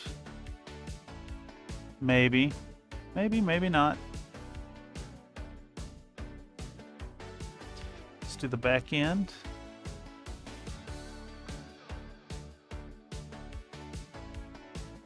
I'm wondering what would have been a better way to do this. Maybe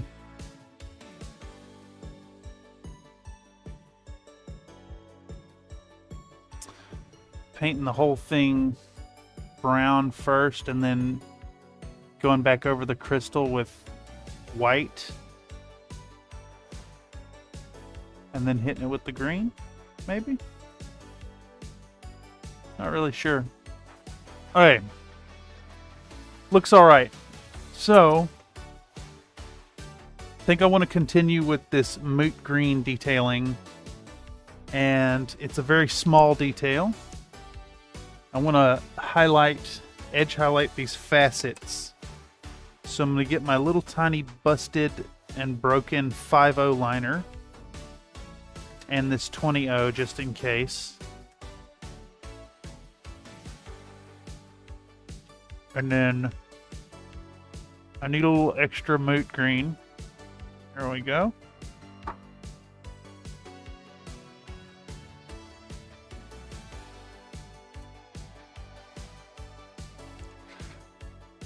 See if we can't very carefully edge highlight these facets.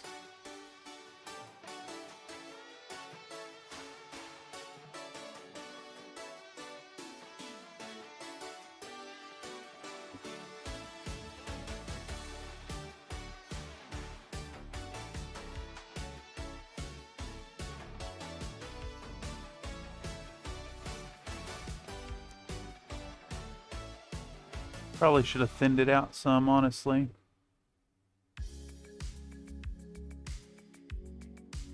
Let's see.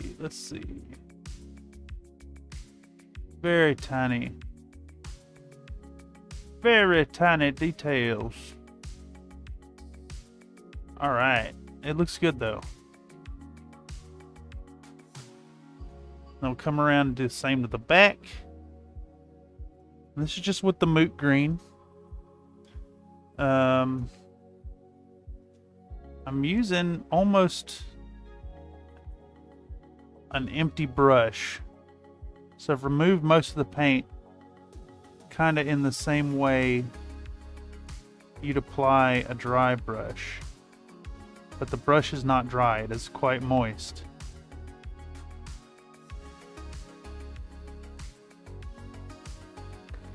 And then in this case, it's moist with saliva because I'm a brush licker.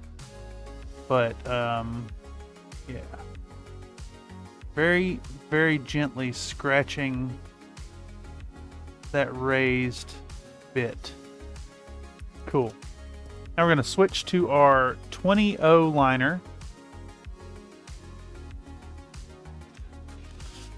which I usually only use for eyes, but this one's already starting to get a little worn down. And same deal, only this time we're going to grab that greeny yellow mix and just nick the elevated tips with this color. I tell you, my eyes just about crossed trying to do this. And less is more here. Just those little tippy-doos.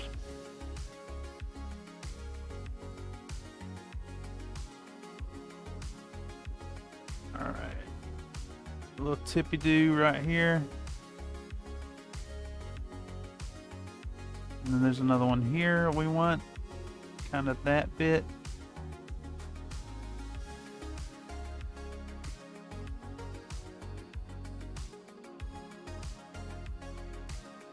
Looks decent. I think I actually want to bring out the moot green on this facet edge right here.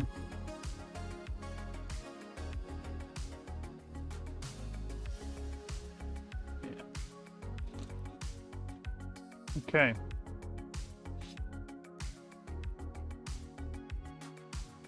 Looks decent, looks passable, good enough.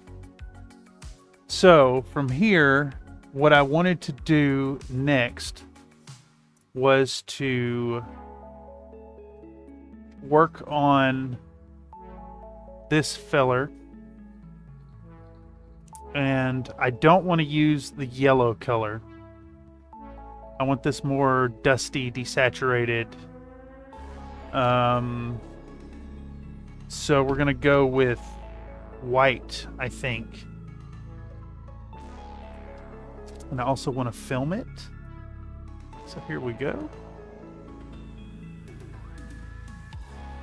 Making fantastic progress at this point. I'm really pleased with how fast we're actually starting to move now.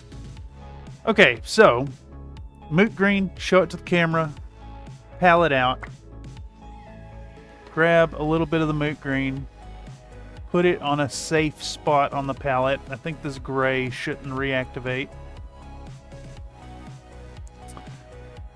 We're going to put it down, and then we're going to show our titanium white Liquitex white ink to the camera. And we're going to put a singular drop, boink, right there. Make our desaturated bright green. Alright. And just like before, I've got my frayed little brush from, I want to say it was Nick Pro, N-I-C-P-R-O, off of eBay. Real cheap brush brand, but they're like passable. They're great for this. Like, I used it for a couple projects and then it got frayed. So now it's a perfect little dry brushing thingamabob for targeted applications like this. And we're going to focus it towards the edges and do a second layer of it. Hope I got that in frame. Nope, right there is about in frame. I'm going to hit that center ring and the edge right next to it. Do the same thing on the back. Dip it, hit it on the paper towel, and hit it again, and just give it a little spinny-do, spinnerino right there. Alright, that looks pretty good. So now, we want to add, I guess I need to keep filming it actually. We get back out our titanium white, and we're going to double down. We're going to do 2 drops. Blink, blunk. Give it a nice stir. I really want to push this into super bright, super desaturated, clearly heading towards white territory. And I think I've accomplished just that. So, same deal. Get out our brush. I mean, y'all know how to dry brush at this point. But just in case you don't, you want to dip it in your paint, and you want to wipe most of the paint off. Paper towel works, but it dries out your paint. Kind of makes it a little bit chalky. Ideally, you want a texture palette. But I don't have one yet. And I think I will do a piece of content talking about one and make one. But it's fine. Ain't no worries.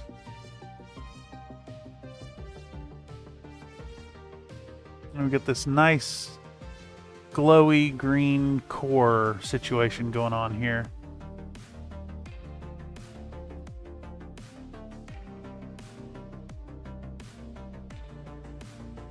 All right. I'm pretty satisfied with the way that looks, honestly. I think it looks pretty good. Good enough, and that's what I'm going for. I could probably get away with pushing it a little more to the white territory, honestly. Right in the center. Let's do it. Fuck it. So we got our titanium white again. And this time I'm going to add a drop here because I need a little extra. And a drop right there. And I want to make a white that is heavily biased towards white.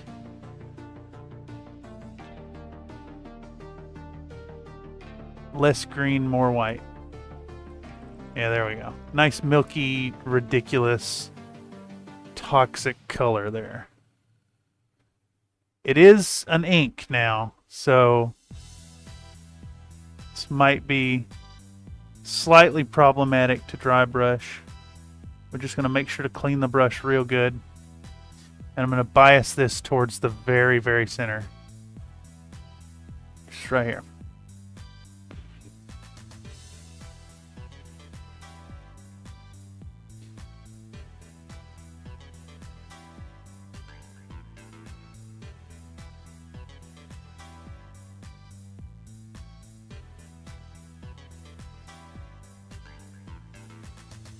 Yeah.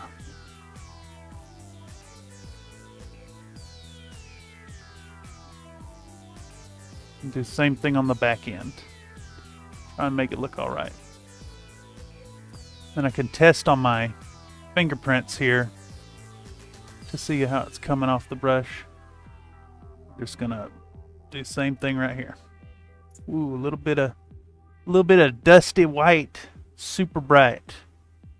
Yeah, that looks really good now. Real neat. I'm satisfied with that. Now, while we have the white out, I want to put a little tiny specular highlight on this crystal.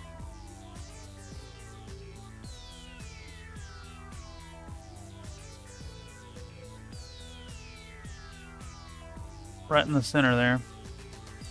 I could go and put little tiny ones on all the facets, but I think I'm just going to stick to the big central facets for that highlight.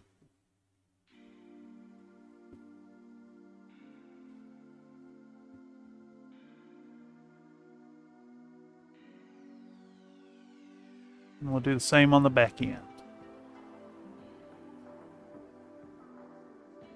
Very tiny little dot. Small as we can muster. Another one right there. Excellent. Crystal looks decent. Good enough. Okay, where are we sitting now?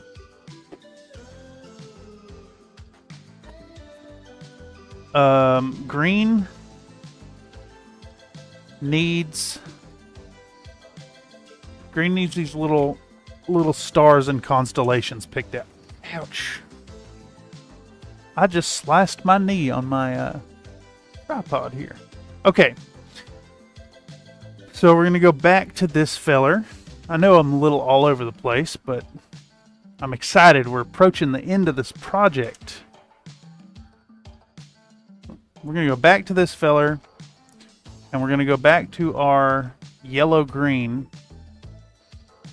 and we're going to use it to pick out these stars, or these dots that look like stars, whatever they're supposed to be. I think that's what they are, constellations.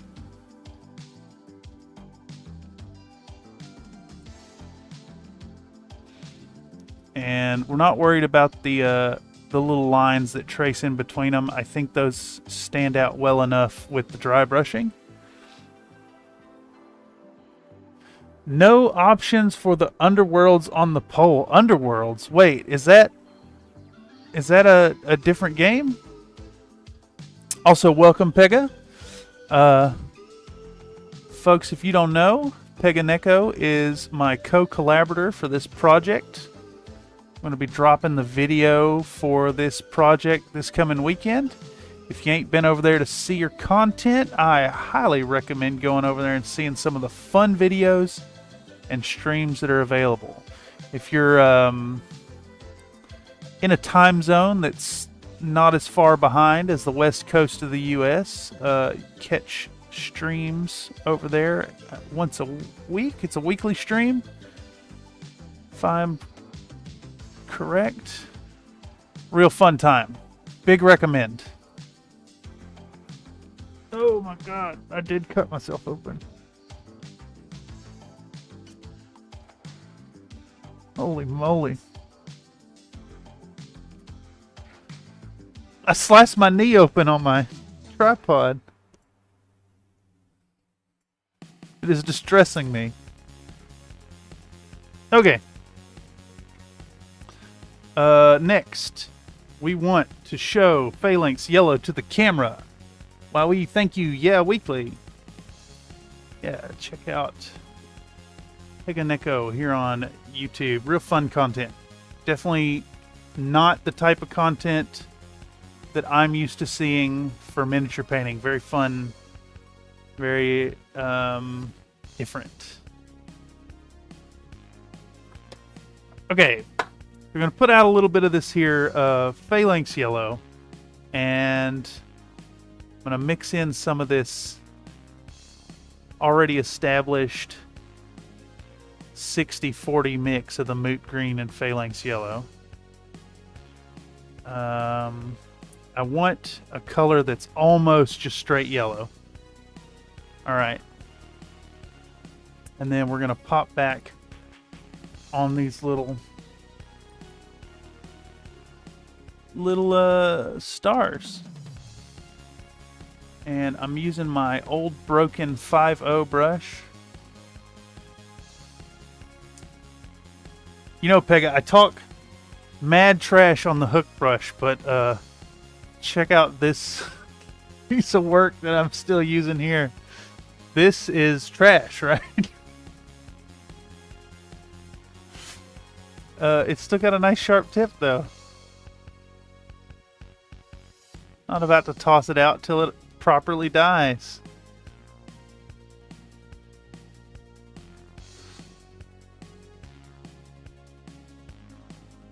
But yeah, okay. We're just hitting all those things we just hit.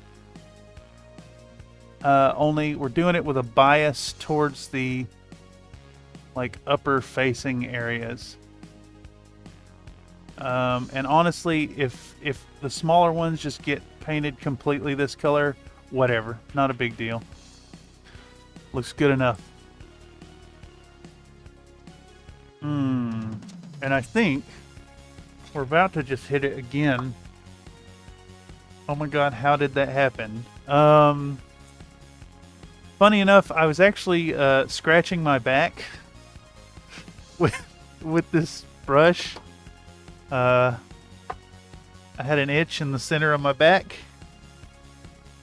and I put my paintbrush in there and it got caught in my shirt and it snapped. Okay. We want to continue working with Phalanx Yellow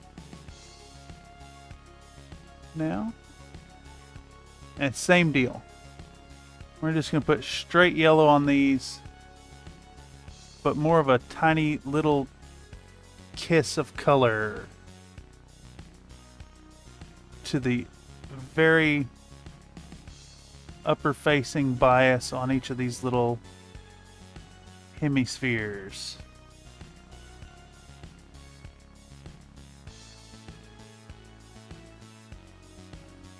Make them stand out yellow. Lalo. You know, I have used this phalanx yellow for some time now. I think it might be my favorite GW color. So good. It's super bright. It's desaturated. It's kind of a cold yellow, a cool color, kind of trending towards green. Very nice. Talking about hook tips, I use that to my advantage. Helps painter. No, no, you can't do this another night. That's wrong. Let the brush die.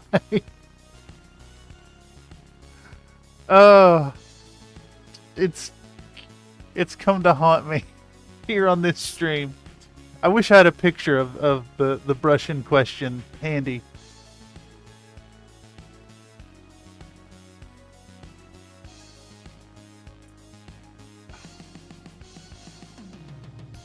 I think I'm going to put a piece of merch up that's a picture of a hooked brush with a big X through it. Big cross through it. Stickers for sale on my website. All proceeds go to Beck and Nico. Oh, God.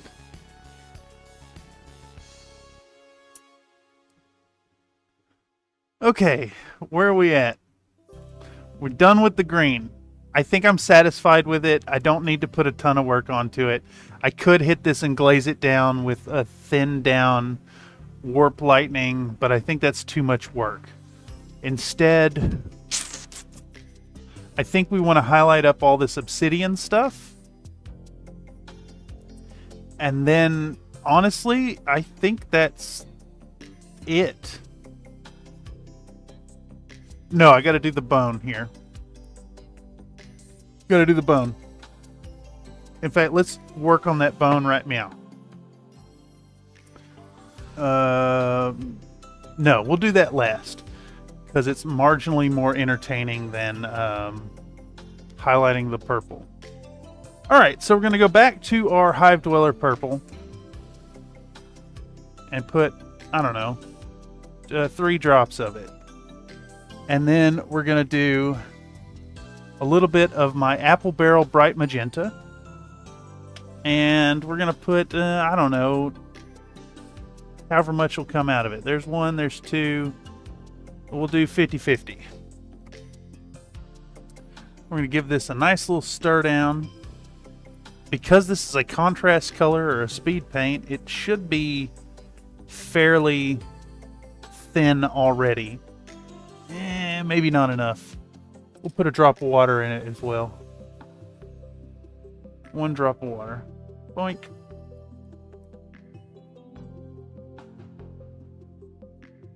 And then we got this nice juicy purple. Is this the same color as... Shit, what is that GW purple called? Is this not just Gene Stealer purple at that point? Maybe a little more warm.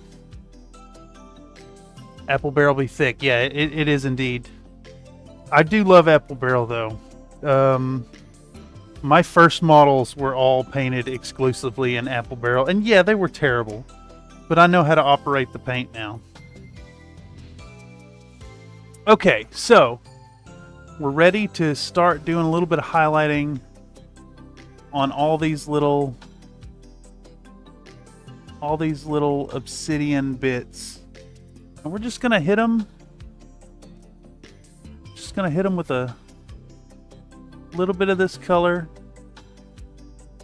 You know, wherever it calls for. I think with kind of a bias towards the lower edge. And that'll help suggest that, like, the highlight color is kind of passing through it and it's getting like reflected and refracted light. Whew, boy, I tell you, when painting little things like this, I really feel my age in my eyes. Don't get old, folks. Stay young forever.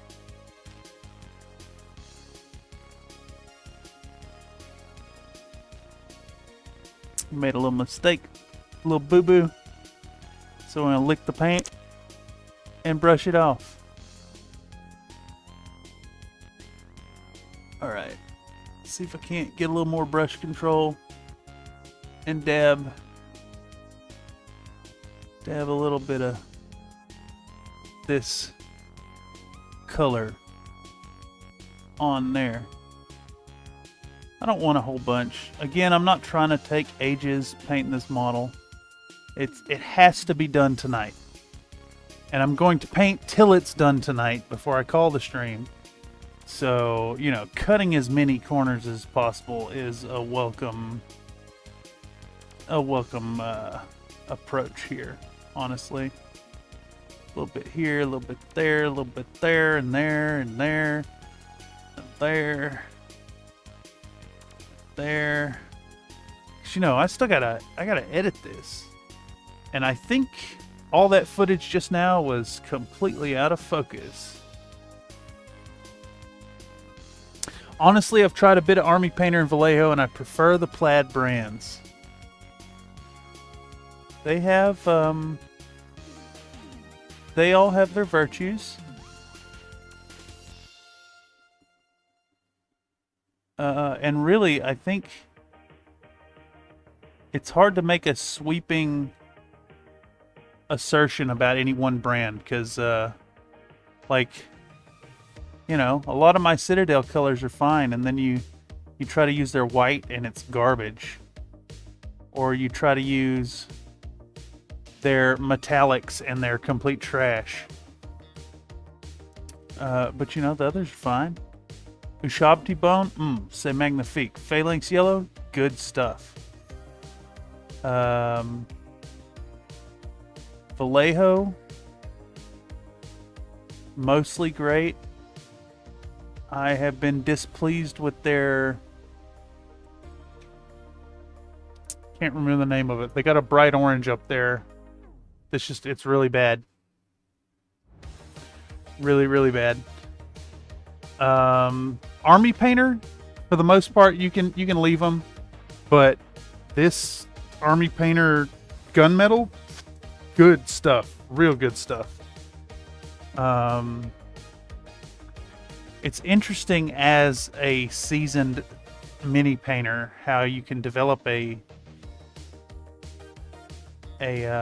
like well-rounded and comprehensive collection that reflects both your style and your individual tastes in painting.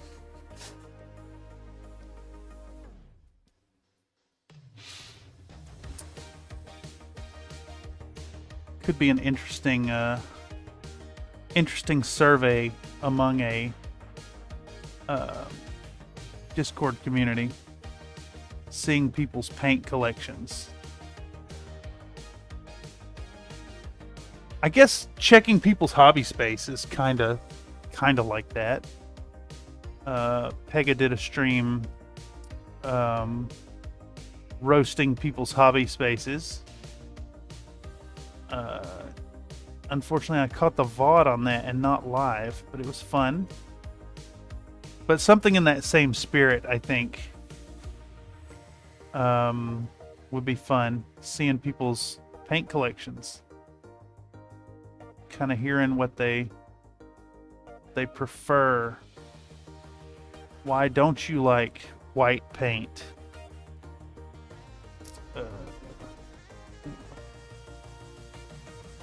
Actually, on that subject, I don't think I use white paint at all anymore. If I need off-white, I'm using my Vallejo Ivory. And if I need white proper, I'm using the Liquitex white ink. Much better. Better stuff. Who needs paint? Paint everything with inks. Level up your collection with Liquitex.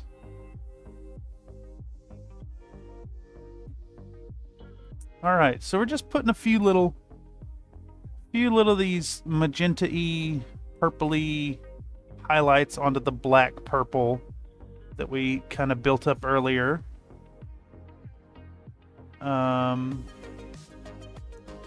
Again, I'm not about to destroy myself trying to perfect all these little colors. Just gonna put it on there, and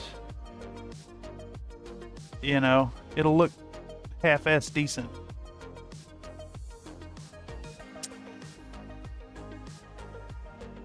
Except for that VMC silver. Oh yeah, Vallejo metal color, so good. Completely changed my metallic experience. There's certainly good colors from different brands. Yeah, have you tried the new Vallejo paint formula? I have not. Last Vallejo kit I picked up was for that Hunchback video, and it was the camouflage set. Panzer Aces camouflage set. I actually really recommend that set of paint. Really good. Another Nate has not. Only got into hobby stuff a year ago when Neil launched his Forge kit after a 20-year dry spell. Oh, no shit. I would not have guessed that you hadn't been hobbying, Nate, based on the stuff you've been grinding out.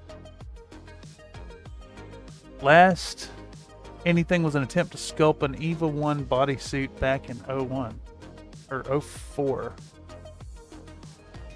That's awesome. God, that's been ages. I think you're telegraphing your age there, good sir. Of course, I'm in the same boat. Let's see. 04 was the year I graduated high school.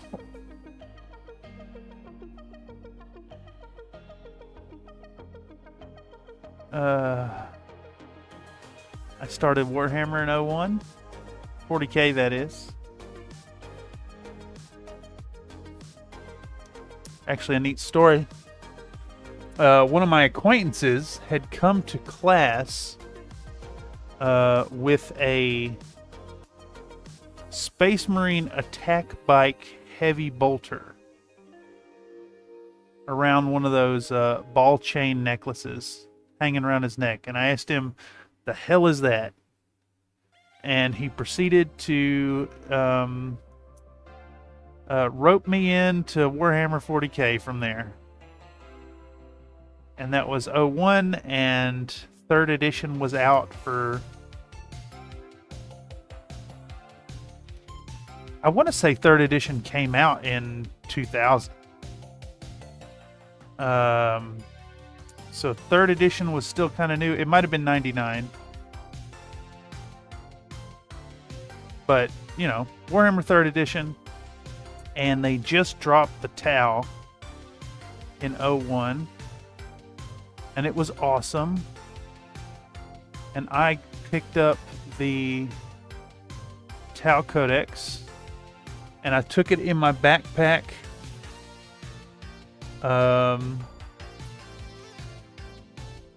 Took it in my backpack to school every day. I read that thing cover to cover. I knew all about the Tau. And then when my birthday rolled around that year, talked my parents into taking me down to the Games Workshop store to pick up my Tau Battle Force. And then I played Warhammer like fervently for several years after that. Probably up till 08. And then moved out here and kept playing Warhammer. I don't know exactly when I fell off. Another Nate, straight declaring 42. Oh, I'm 36, so. We're in the same ballpark, good sir. Grognards unite.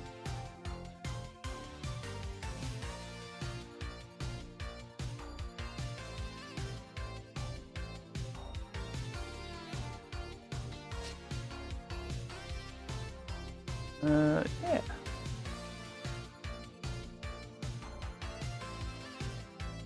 Now that was a dive down memory lane. It's been a few years now since any Games Workshop products have spent any time on my hobby desk. Been 3 editions at least. I think it was 3 editions. I bought 2 rule books, so 8th and 9th. So last game I played was 7th edition. And now, it's looking like the next game of Warhammer I'll be playing is going to be 2nd edition. Grognard, yeah! True to my Grognard roots, I will be playing Old Hammer. Was also thinking about doing some 3rd edition. 3rd edition was actually pretty good. It lost a lot of the wackiness that 2nd edition had, and kind of started to get in the realm of, you know, what 40k is. But it still had fun stuff like you had true guess range weaponry, like Earthshaker cannons. You guess the range. It still used scatter dice. It still had a proper morale system, like units could break and run instead of just like, oh, if you lost this many and you fail your leadership, you lose this many more. I'm pretty sure units that were fleeing would get a chance to recover their morale. And, you know, stop running away. It still had close combat happened in initiative order. And then Power Fist always went last. What else?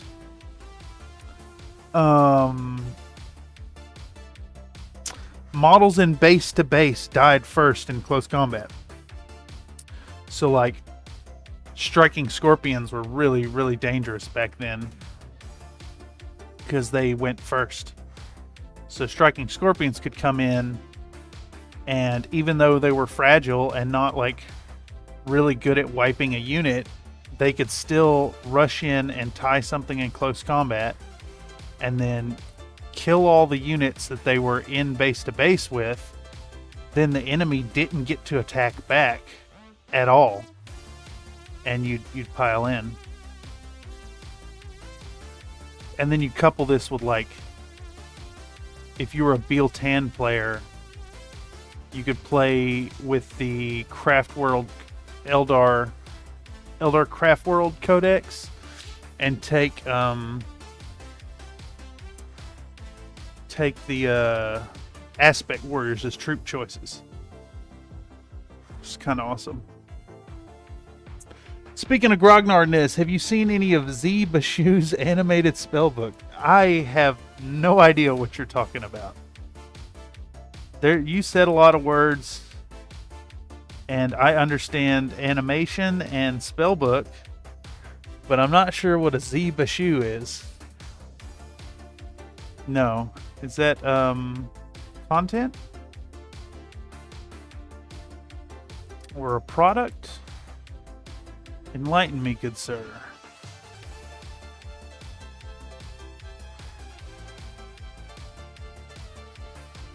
I'm realizing too, I need to get a good setup here on the computer that I can stop and Google stuff.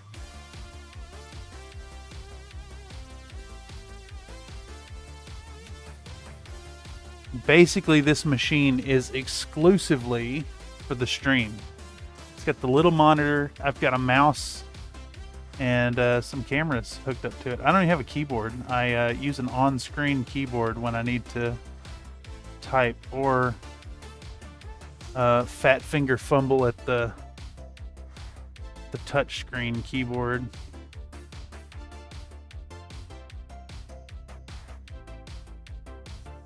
Okay, so we're making some progress on these little bits of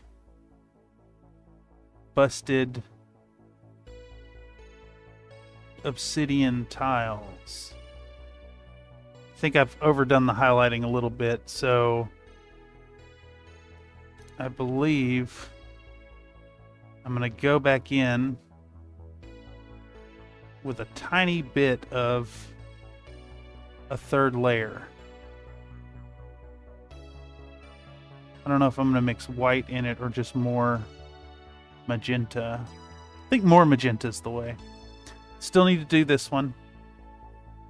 This little set of triangles.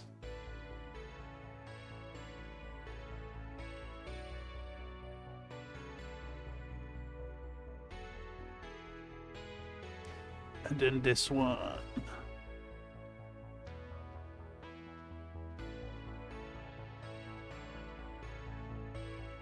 I also see that there's like a little sphere right here that I probably should have painted gold.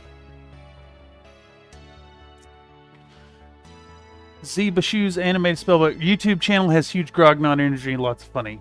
I will need to check it out for sure. Welcome Tyler says, "Blah, the leaves look awesome." Oh, thanks, man. They are warp lightning contrast paint followed by some moot green and then a little bit of the phalanx yellow mixed into it. We're just about approaching the finish line with this thing. I think Skinky Boy himself is done. So it'll get popped off here in a bit and glued to the base, and then we'll detail the base and I can wrap this stream up. But as we're working towards it, let's see. We're 2.5 hours in. Can I finish this in 30 minutes? Probably not. I probably have another hour, honestly. Tyler says, lots of crazy depth, good colors. Thanks, brother. It's mostly constrained to 2 layers of highlights in favor of, like, 1, getting it done, and 2, preserving my aging eyes. I suppose I could get one of those, like, magnifying headsets at this point. Although this thing, my light,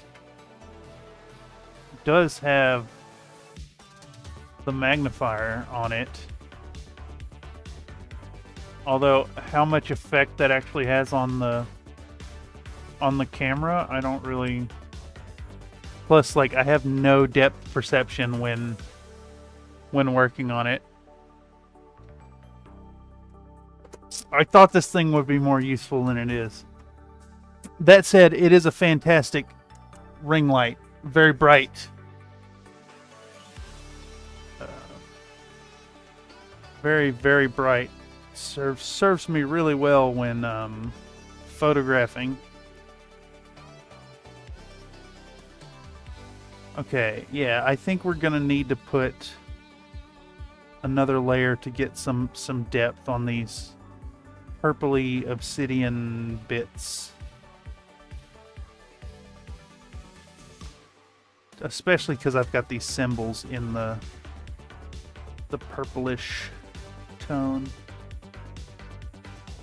I don't know about y'all, but I'm feeling a little purplish today.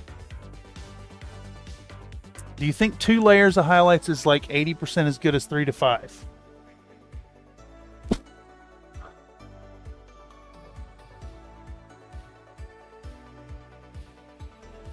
Yes, but if you're getting like beyond 5 into 6 layers and feathering and all that, it's way better. It's twice as good. You get a lot of diminishing return until you hit like box art level work. But there it's more than just layering. It's glazing, it's blending, it's clever washes and time and strain on your eyes and raw talent. My work is kind of aimed at the middling painter like myself. I want beginners to see that this is achievable. I want fairly experienced painters to see that, like, hey, you do know how to paint, you do know what you're doing, and you can make it look fantastic. Also, there's a certain amount of cutting corners in favor of getting content out. So next up, I want to keep going with this, and it's going to be a little more of the bright magenta, and I think we're going to do the same deal again. We go another 3 drops. Let's kind of put them to the side. Oh god, that's a blobby booger.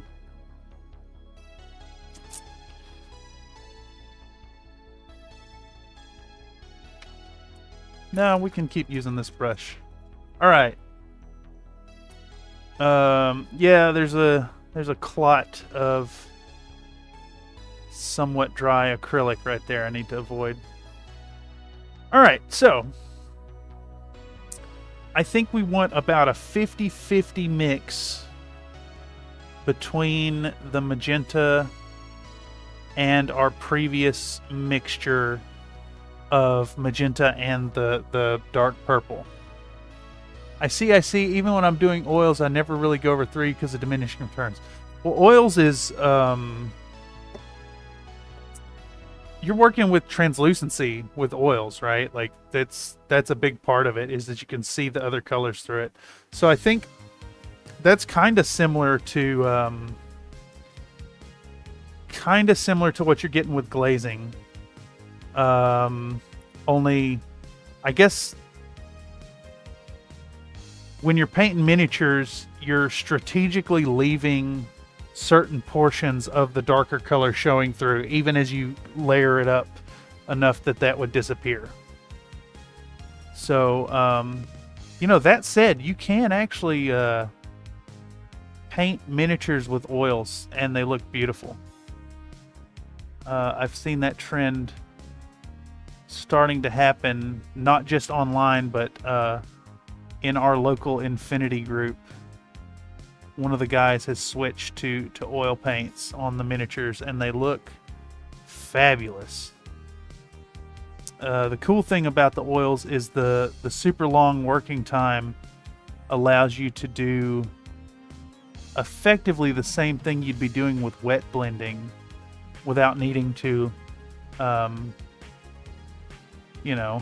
work swiftly as you would with wet blending.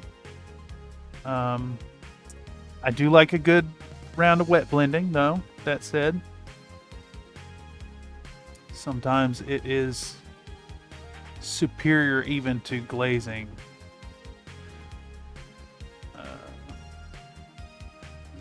But honestly, I tend to favor just traditional layers, even if it's thin enough that it's almost a glaze. I like layers. It's an easy way to do it. We're layering right now. Taking my 50-50 magenta purple mix and just deepening a little bit of the highlights here on the obsidians.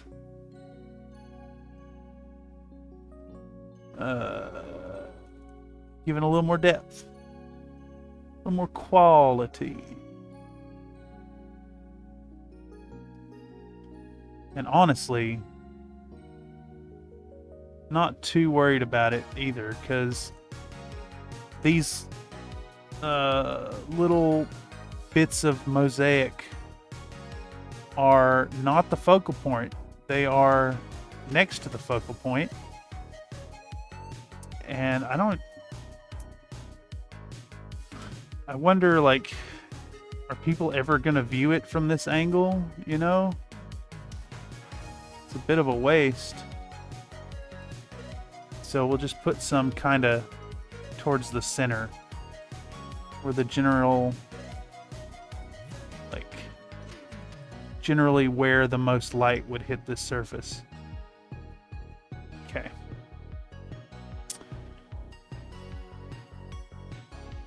Yeah, the glaze can kind of add depth. It would be cool to see a video on those concepts. I take wet blending over glazing every time. I don't have the patience for doing 20 layers of 5% opacity paint. Yeah, exactly. So I played in a major tournament versus this guy Trox, and he does some really fabulous Infinity models that have been scanned in using photogrammetry for the Infinity Tabletop Simulator module. So I recognized his models instantly, and it took me a moment to place the name, but it's like I've played with these models before. And he set down this beautiful piece that was like glazed to hell and back. And when I asked him how many hours he had in it, his response was just to laugh. Like a real life sweat smile emoji. Yeah, I can't imagine doing hundreds of hours on a 70 millimeter tall model. That's just insanity. I mean, some people live for that. I imagine the folks who have the time and patience to do that actually enjoy the painting process. Again, as I've mentioned several times, I kind of actually hate this part of the painting. I like theorizing about it, and I like the final result. And I like the final result enough to go through the painting. And that's, you know, I'm pretty sure I mentioned it before. That's where the whole be happy while you're painting came from. That's less about y'all and more about myself. Reminding myself to be happy while I'm painting.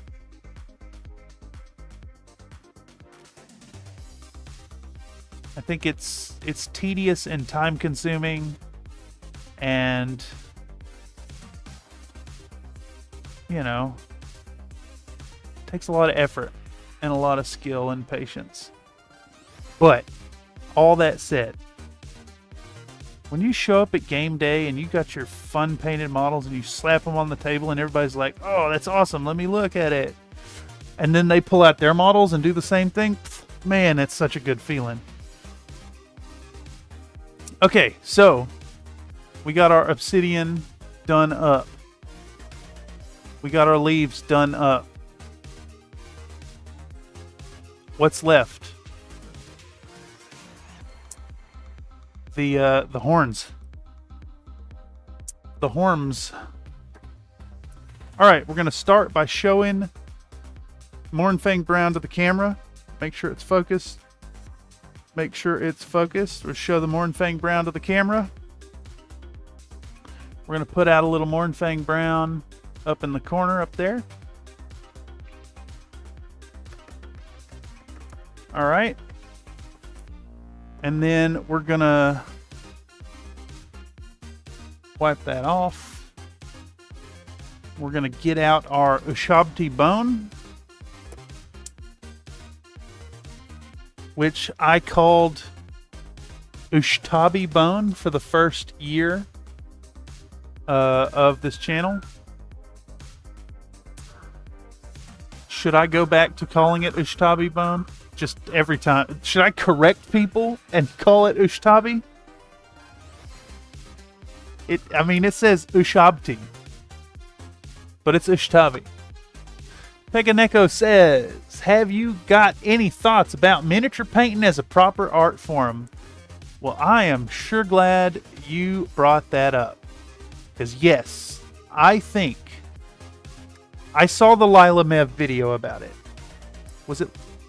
Did she do the video, or did she may have just been part of a video asking about it. I think miniature painting itself is absolutely true fine art. 100%. I think there's a ton of technique involved. There's a ton of color theory. There's art fundamentals that go into the painting beyond just working on a subject matter. And for someone to say, oh, you didn't sculpt that model, how is it your art? Well, Andy Warhol did prints of colorized pictures of Marilyn Monroe. Like, how is that art? My semester here at SFSU in my professional practices course, it's studio process and professional practices or something like that. My whole approach in this class is to make the assertion that miniature painting, and by extension the creation of content involving said miniature painting, is fine art. And to develop an artist statement and all that stuff surrounding it. So yes, 100%, this is art. And I think it's a tall order to make that assertion in a gallery setting, but I think it could be done with the right models. Like, maybe not with Games Workshop products, but then again, who's to say it's not? If you had the right people and the right know-how and the right portfolio, like, is the work of Roman Lapat not fine art? I dare say his work is definitely fine art.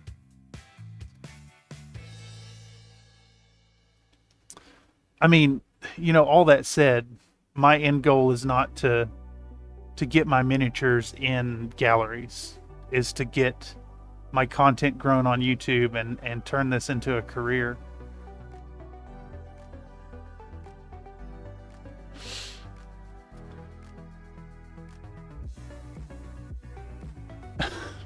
Should call it Unsustainable Bonehead and protest the GW's stupid names.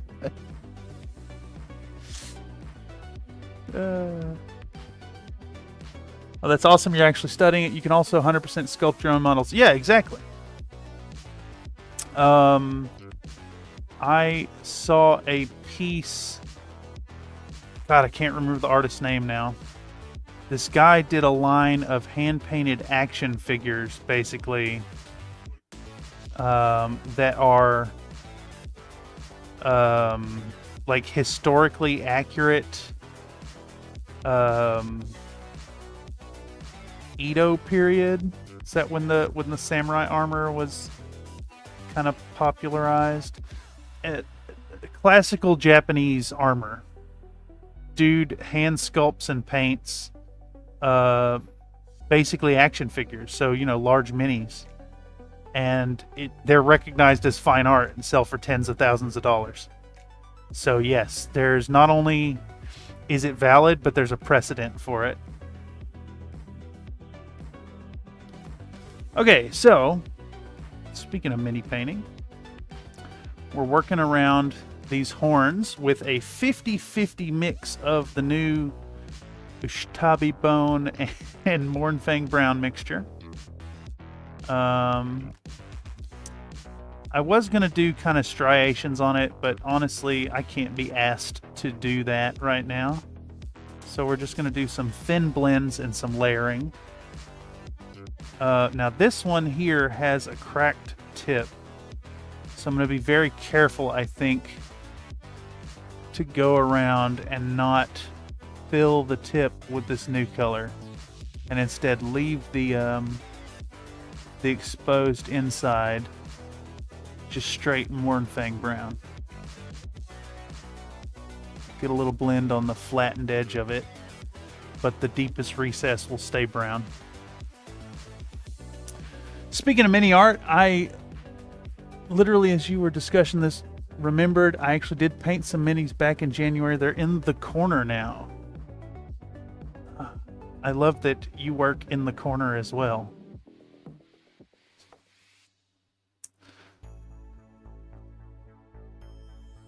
Shit, Nate, I ought to send you a bullshit corner placard. Is that a product I should make available?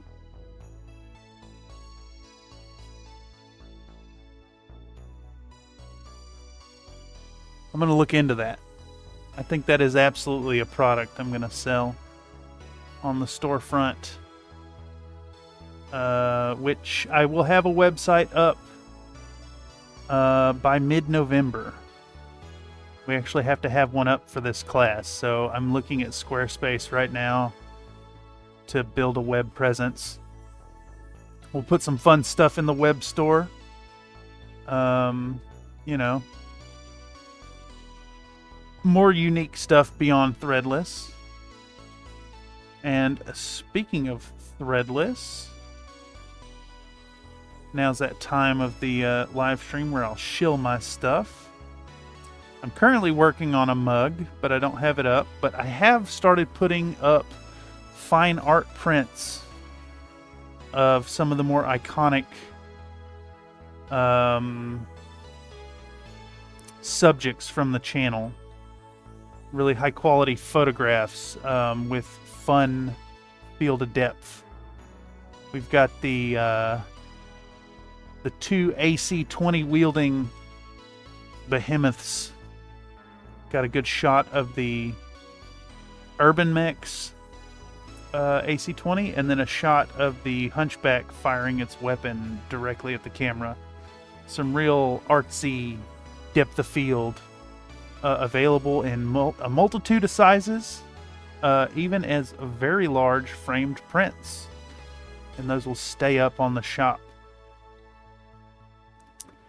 They're a little pricey. They are indeed, but hey, I think they're worth it. I was actually going to submit the Urban Mech AC-20 as my Stillwell Gallery submission, but instead I'm going to be working on that next week. Tried Squarespace, it's so expensive. I think Wix seems like a good option. So alright, so thing about Wix. I have made a website using their service before. And they're fine. But I have a personal beef with Wix. Back in 2013, 2014, something like that. I went through multiple interviews with Wix to join their customer service team at the office here in San Francisco. And, you know, I thought I knocked it out of the park. Everybody was super nice. They invited me to the bar with them afterwards, back when I still drank. And they didn't hire me. What they did do was bring me into another event as a bartender to serve them beer for a one-off gig. And yeah, I got beef with Wix. But that's just me. Their drag and drop setup is actually really good. Pretty good place to build your website.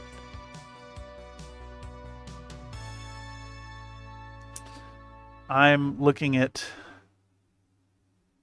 It's between Squarespace and Big Cartel.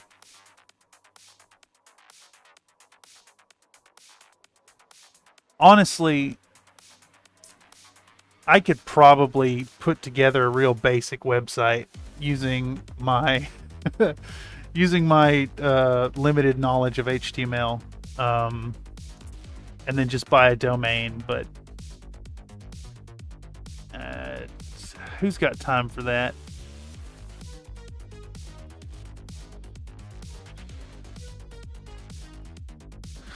Actually, I might know a guy who could help me with that. But yeah, I'm leaning towards Squarespace. And honestly, it's because of the ads. So their YouTuber ad campaign thing is really successful. Plus, you know, if Squarespace approached me for an ad on my channel, you think I'd say no? Absolutely not.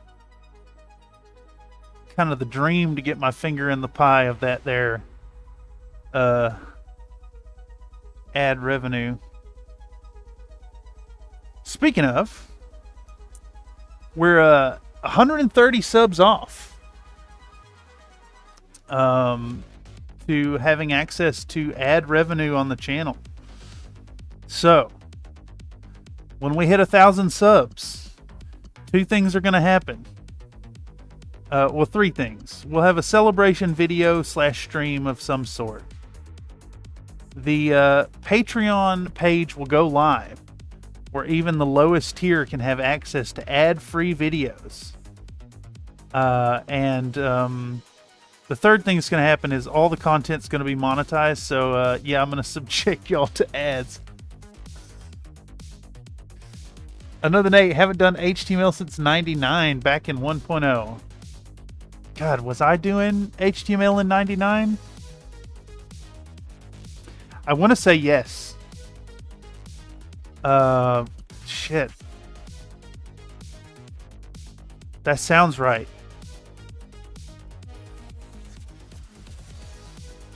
It was like middle school project for me to start mucking around with HTML.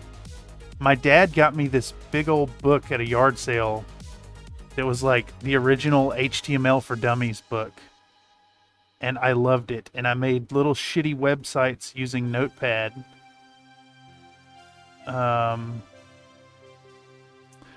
then I took this course when I got to high school about web development.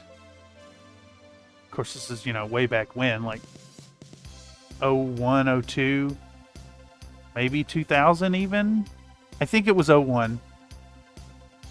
And like, I knew everything the class was teaching. So I got to like help other students, and that was really fun time.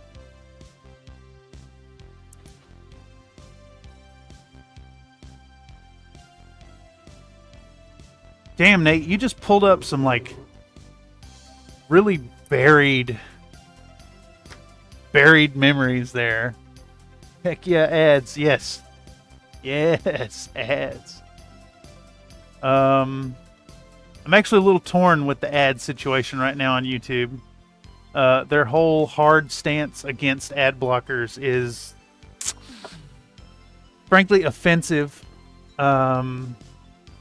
And in my opinion, kind of a violation of your safety. But who am I to complain too much if I'm planning on making ad revenue? But yeah, once we hit 1,000, I'll push the Patreon if folks want to join. Even the lowest tier will have access to ad-free videos on Patreon. And it's the best way to support the channel, because they pay out like 85%. Something like that. You pay $10 a month, I get 9 of it. It's kind of awesome.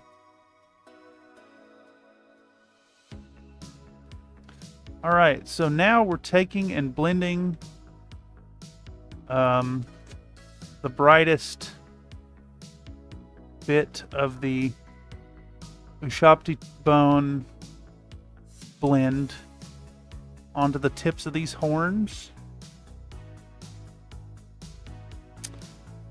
And I'm immediately licking away some of the paint to have a nice wet tip to feather it down.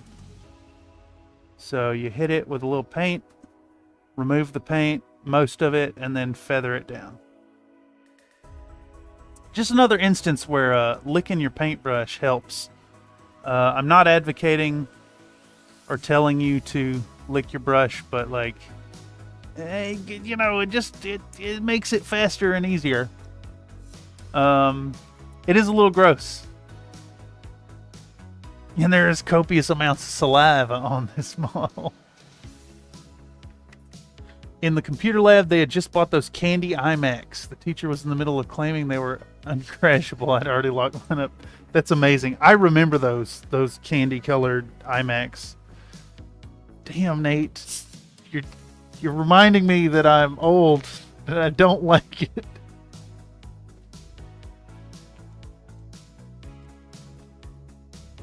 Okay. Anyhow. Where was I? Oh, yes. Lick your brushes, everybody. I mean, don't lick your brushes, everybody. But totally lick your brushes.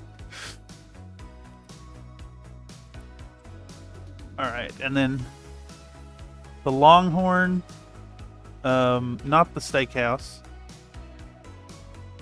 but the Longhorn here has a gold cap. So we're gonna put some of the Ushabti mix right up next to it, and then we're gonna feather it out.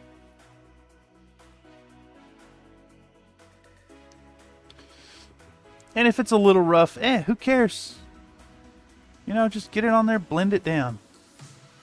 It'll look fine. You know, y'all will see this miniature larger than life on a full HD screen, photographed in more detail than your eyes would ever pick up. Most people are going to see this model from arm's length distance. And I think it's kind of important to remember that when you're working on miniature projects and trying to get your highlights and your blending and all that jazz just perfectly right. You know, good enough is good enough. And you know, I even find that if you approach these projects with that kind of attitude, you'll also find almost automatically that you'll be happy while you're painting. And I think that's what's important.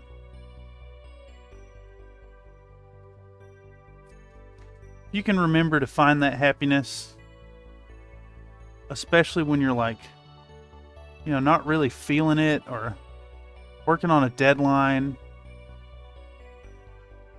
If you can, you know, kind of push yourself into that happy frame of mind, genuine happiness will follow. I don't mean to keep bumping the camera either, by the way. Okay.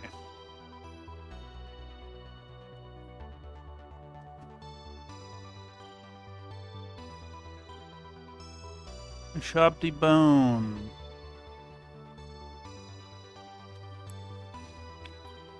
I think, you know, I could put another layer of straight Ushabti bone, and I think I'm going to. Are you going to be playing with this model? No, absolutely not. I don't play Age of Sigmar. It is going to sit on the shelf.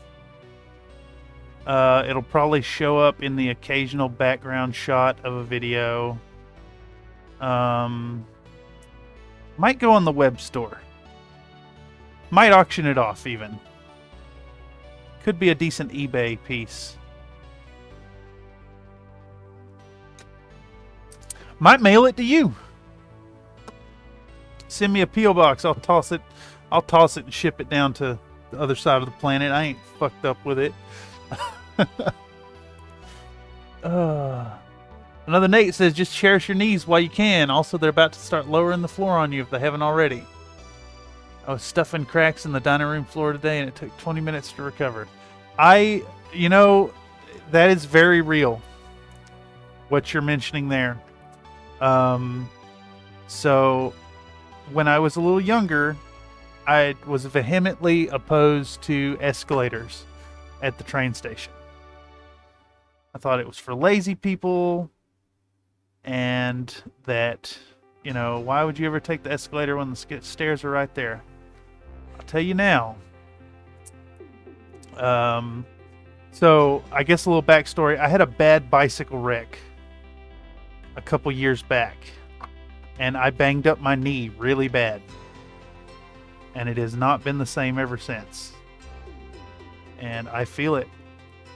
I feel it every time I'm going down a step with my right leg. So yeah.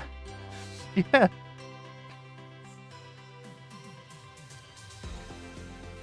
Okay, so we got what else needs done on this base? We got these like little stony bits here. And the box art has it painted to look like stones right here. But they also did like gold wrappings around these bits down here. And I did not do gold. I guess I could make them gold.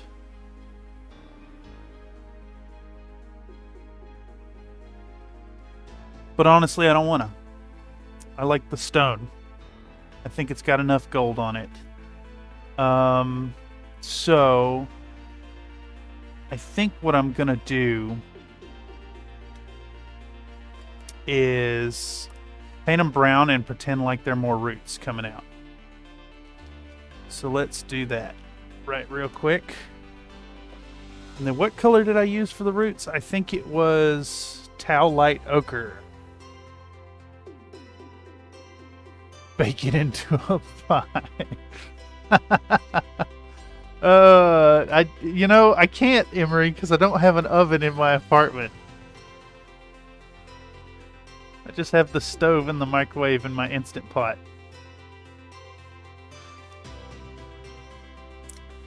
Just stay indoors and paint minis, kids. Yeah, paint more minis.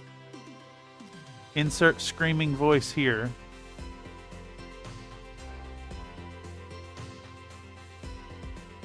Exactly. Do not touch grass. It's where all the stuff that will hurt you lives. I mean, yeah.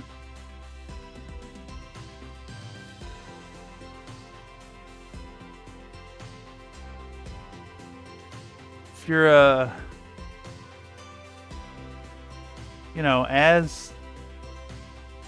as a Tennessean, there's ticks in the grass. There's a lot of ticks in the grass in Tennessee. A lot of ticks. So, if you go outside to touch that grass, you might be risking ticks embedded in your flesh, sucking on your blood. Just saying. If you stay inside and paint minis,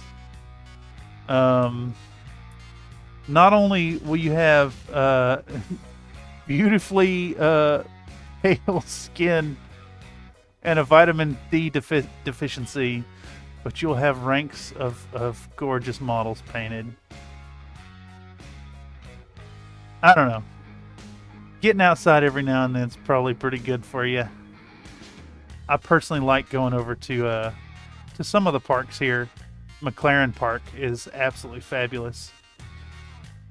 And there's a disc golf course in Golden Gate Park. It's really nice. So maybe, go touch grass sometimes.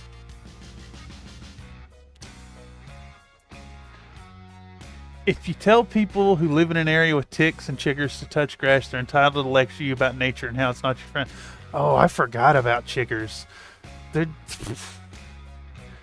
Yeah, nothing like little mites burrowing under your skin. We got bendies in the grass here. What's a bendy, Precious? What's bendies, Precious? Oh my God, bendies? I'm curious. Another Nate says, especially yellow jackets and fire ants. I had a bad experience with yellow jackets. Bendies.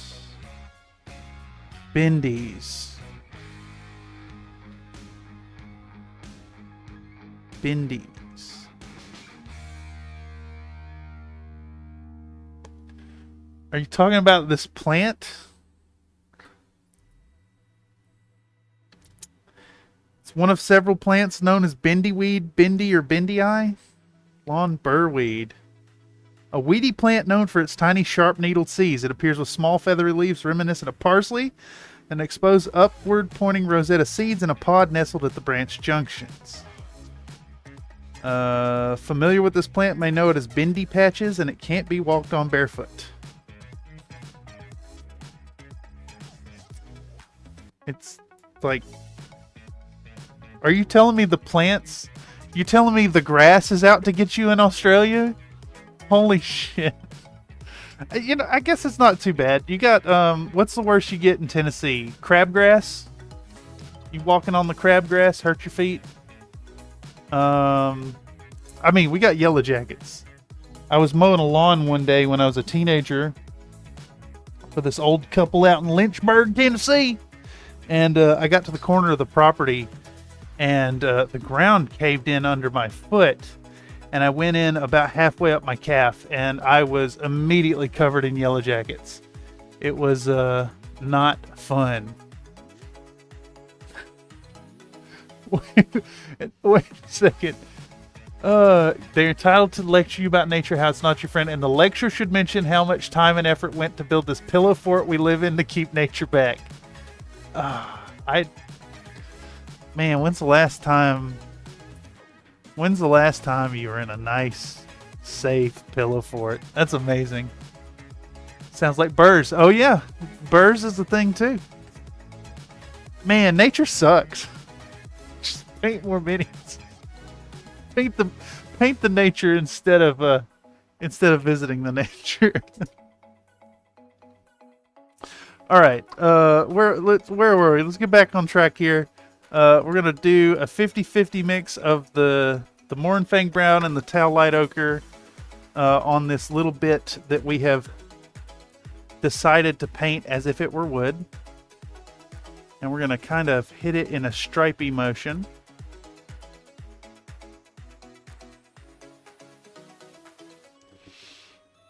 Oh my god, I'm so excited. We're so close. So very, very close. Alright, hit this with the Tau Light Ochre, Mournfang Brown mixture, leaving it kind of in the crevices. I know that these are stones. It's even all the more obvious now, but painting the gray next to the gray is not going to work well. Alright, we're going to take a little more of the Tau Light Ochre and just a dab, because I just need a few dips of it. And we're going to mix it into another like 50-50 layer. So 50% more of the Tau Light Ochre. And we're just going to hit the raised portion, clean the brush, and then we're going to grab straight Tau Light Ochre and nick the sharpest tips with it.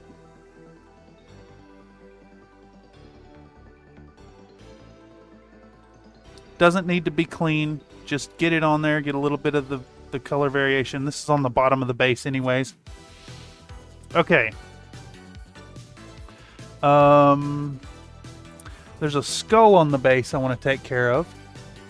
And we can use just the color for that.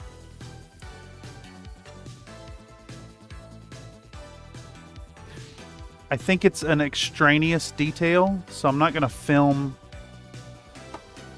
painting it, but we're going to use a little bit of pallid bone speed paint and just straight up over the white.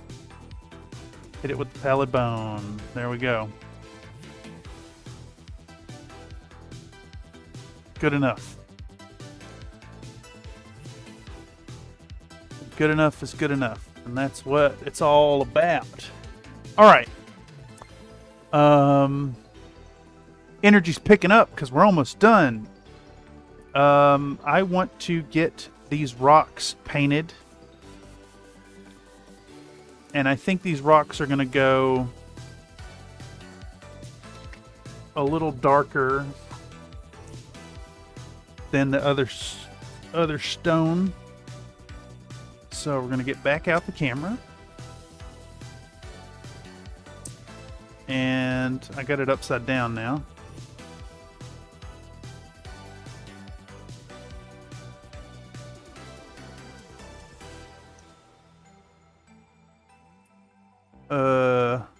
Yeah, I need to flip it around. Okay. Get this feller on. Set it up here. Once again, showing the camera, we're going to pull out our medium sea gray once more. I'm going to put a big old dollop of it down. I'm going to swap to a bigger brush. This here 3 round. And we're just going to glop this paint on all our little bits of cork and all the little bits of stone, all that fun stuff.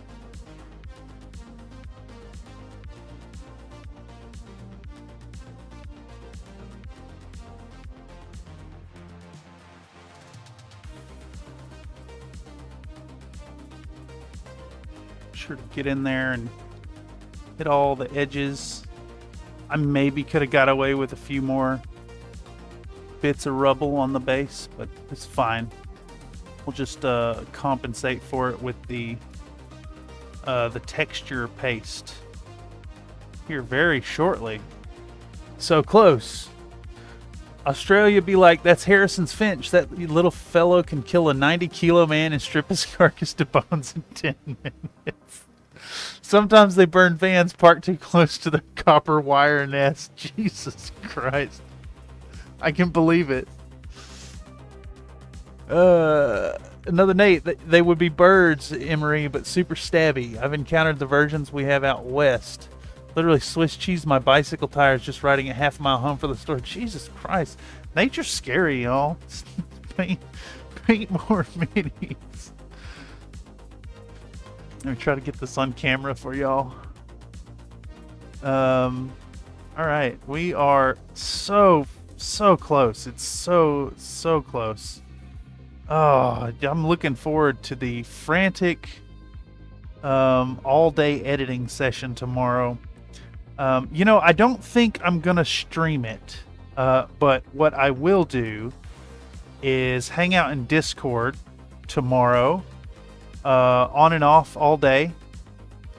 I'll do the hobby hangout. I can't remember the name of the channel. But if folks want to stop by and speak directly and give some input and or show stuff on the camera as to what they're working on, please by all means stop by. I'd love to see what you're working on. Love to hear your input. We're going to aim to have this video edited and out and released for a Saturday, my time, 7 p.m. We'll do a live premiere, and we'll go from the live premiere right over to Pega's channel and check out the other half, which will be premiering at the same time. So, you know, fingers crossed everything goes right. But that is the tentative plan, and it should be a lot of fun. I'm really stoked on this project. It's the second collab on Country Fried Minis, but the first one where we have our own independent videos in their entirety. The one I did with Battlebound, we just made the one video together. But yeah, super stoked.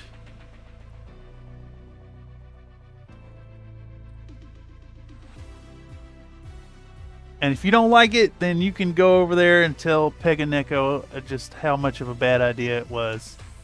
And it's all her fault. 100%. It's not like it was my idea or anything. No, not at all. Not my idea. Australia be like, if the spider bites a photograph, you'll catch on fire, and if it bites you, the venom will prevent you from ever being born. Yeah, that's a good one. That's a good one. What would happen if Australia and Chuck Norris were to roundhouse kick each other simultaneously? I don't know. I mean, could a country do a roundhouse kick? I think that's a stretch. That's a lot of mass to move around. Hey, at least I have a painted mini already. Yeah. Not like I've had a month or more to work on this, you know. Not like I've waited till the last second to do this project, you know. Not at all. I didn't bring this up in September. It may have even been August.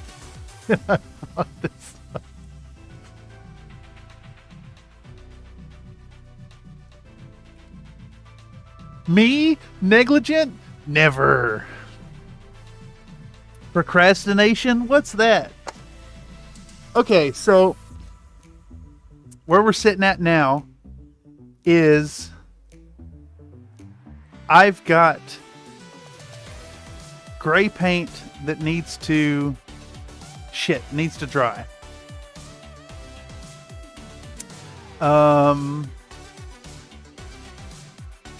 And I've got a little gold ball that's kind of bothering me that it's not gold. So we're going to take a second and make that gold.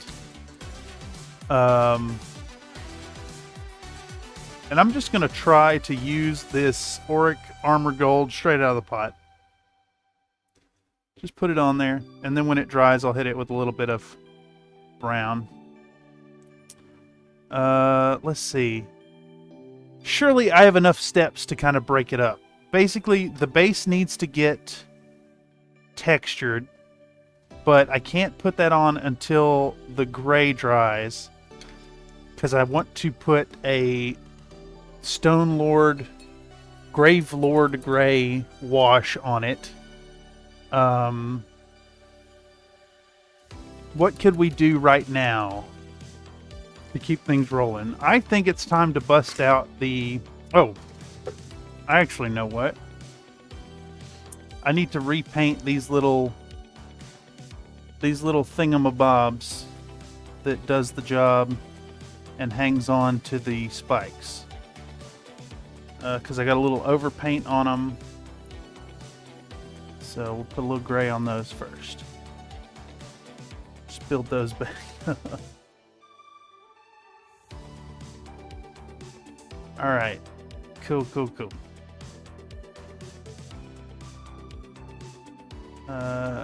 Yes.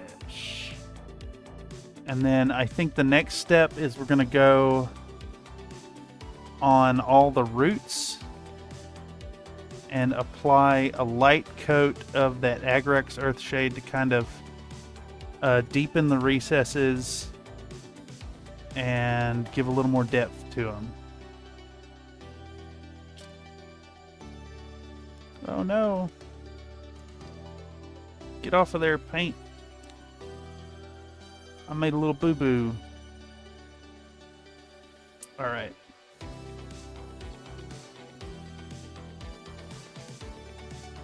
Man, it's absolutely wild what you can accomplish when, you know, you're riding the wave of that deadline and the anxiety that comes from it. Not like I'd know anything about that from my college experience or anything.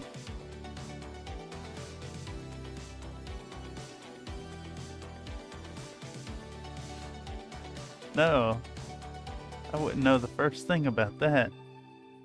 Alright, so this is medium sea gray.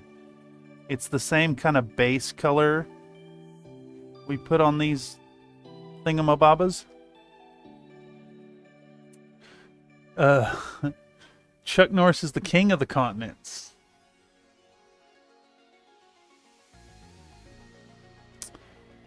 Another Nate says, I don't remember you saying you had a fun video planned with an Aussie kitten while you were painting a very large mini. Oh, yes. No, not at all. It wasn't mentioned all the way back then.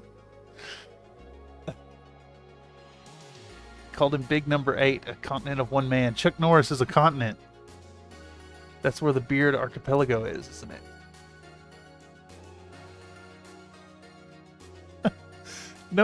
No man is an island, but one can be a landmass. Y'all are, am I the crazy one here? No. Y'all are insane. I love it. It's well appreciated. See, embrace the deadlines indeed. The deadline is fine. This project is fine. Y'all have single-handedly saved my spirit.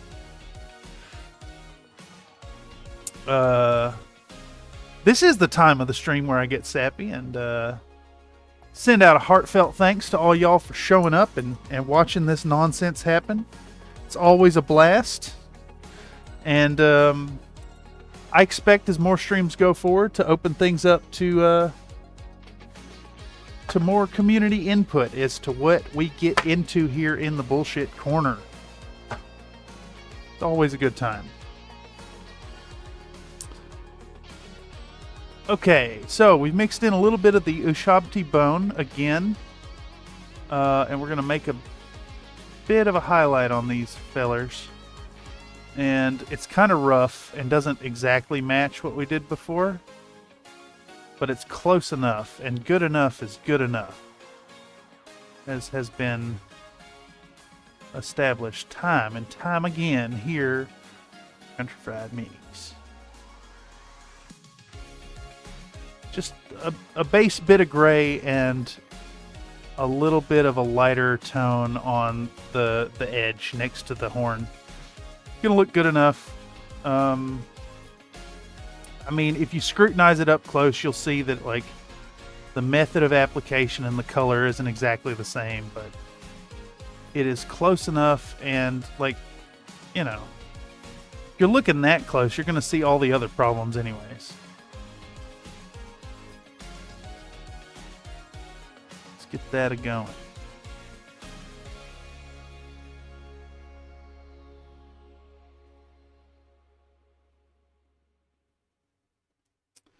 I do gotta admit, this has been a fun little model to work on. Okay, our gray is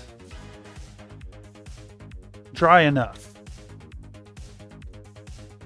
Chuck Norris has 2 tectonic plates and a tectonic spork. Oh. Is the tectonic spork what you eat mountains with? Dang, it rained real good for 10 minutes and instantly dropped 20 degrees Fahrenheit. It's dropped about 20 degrees here, now that the sun is good and down. What's next here? What's next is Gravelord Gray. Show it to the camera. Shake it up. Drop it here. I'm gonna thin it down 50%, so an equal amount water. Gonna stir it up, and we're gonna put it all over these little rocks. Emery, heads up, cold coming your way. Chuck Norris fact list jokes have become the new Yakov, Smirnoff, and old Soviet. Yep, they really have. They're quite dated at this point. Isn't Chuck Norris like, you know, 120 years old at this point? Man is ancient.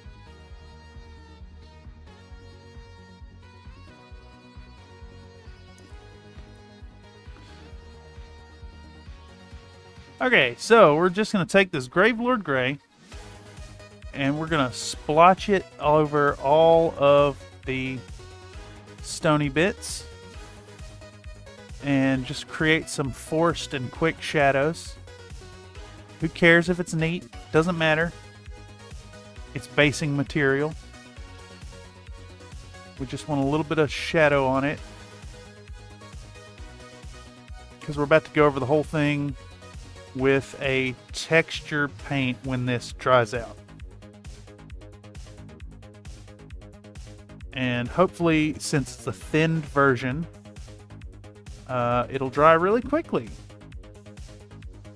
Because I'm realizing that I should have done some of this stuff a little earlier so we don't get caught up watching anything dry. I'm trying to prevent that at least. Alright, what's next? a little bit of snakebite leather because I want that little Orby boy to kind of match the gold that we have. Yeah. Just hit it with all over of that. Good enough. What is next? We're so close. So very close. Clean up some of these spots where the paint has rubbed off from handling. A little bit right there too. All right. I think it is now time for that Agrax Earthshade that I've been talking about so fondly. Yeah, let's do that. We'll hit it with the Agrax, then we can put on the base texture, and then put on the moss stuff, glue it together, rim the base, and she's done. So very close. A little longer than I was expecting. I was thinking it'd be 3 hours, but looks like it'll be 4 hours, which that's fine. As long as it's done and I have the footage starting to transfer to my machine. And then, like I said, tomorrow is an all-day editing marathon. I'll be in and out of the Discord. If you see me in there, if you're online, want to chat, hop on in. I'll be running the virtual camera from OBS. So basically the same thing as the workflow live stream, but instead of a workflow live stream, just an exclusive thing for the folks in the Discord.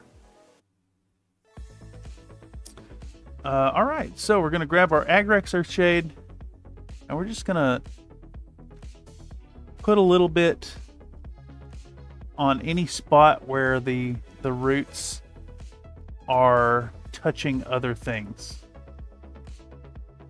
That's all we're doing here. Just like right where it's next to the gold, right where it's next to the stone. Just tracing and outlining the roots. And then, having learned the lesson from last time I attempted to use this wash, we're just gonna try to carefully apply it and not have to remove it. I think what happened before was a combination of a poor primer coat and a little bit of reactivation of the Army Painter speed paint. The Gravelord Gray, I think, is the problem that we encountered. All right, I got enough footage of that happening, so now we can do this. All right. A little bit here.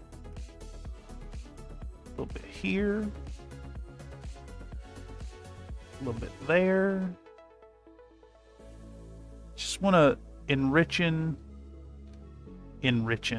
just want to enrich the shadows, deepen them down a little bit, give them a little more punch, hide some of the sloppier spots on the gold, develop some contrast between the sloppier areas of the roots, you know, just hiding our crimes. Putting a little bit of liquid talent on to help obscure. Oh my god, GW wash just tastes so bad. Yeah.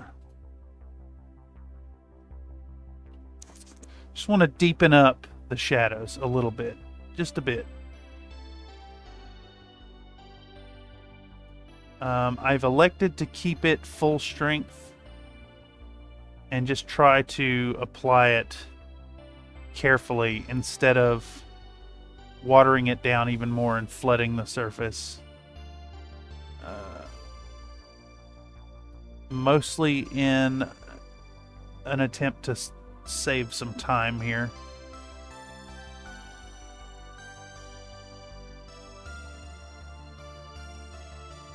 But yeah, we want to deepen those recesses. Help push the division between the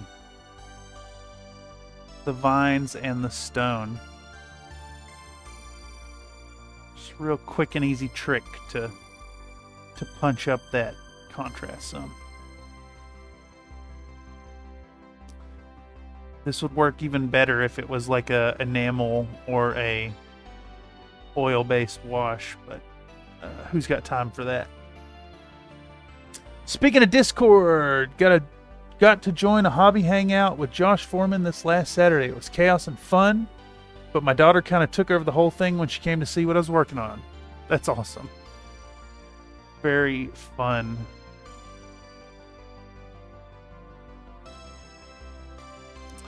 I think that kind of community building is something special that's come into being only now, really.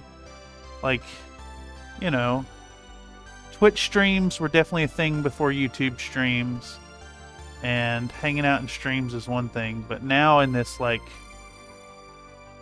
you know, tailored community experience with Discord, the proliferation of this fabulous program, it's kind of wonderful. You can hang out with people in these communities.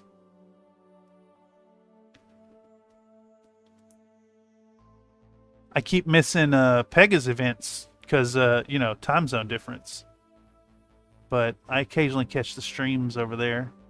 It ain't quite the same as doing the hobby hangout, but it's definitely a good idea. I think it, at least.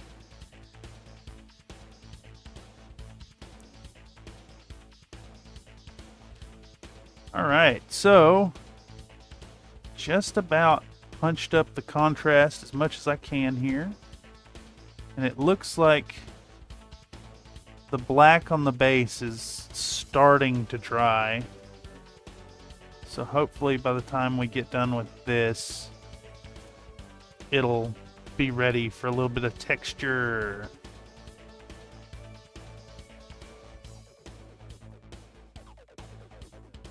I see some problematic spots here. I'm going to apply a little more of the Agrax to the corners and to the very back right there. Am I still in frame? No, I've migrated off the frame. My apologies.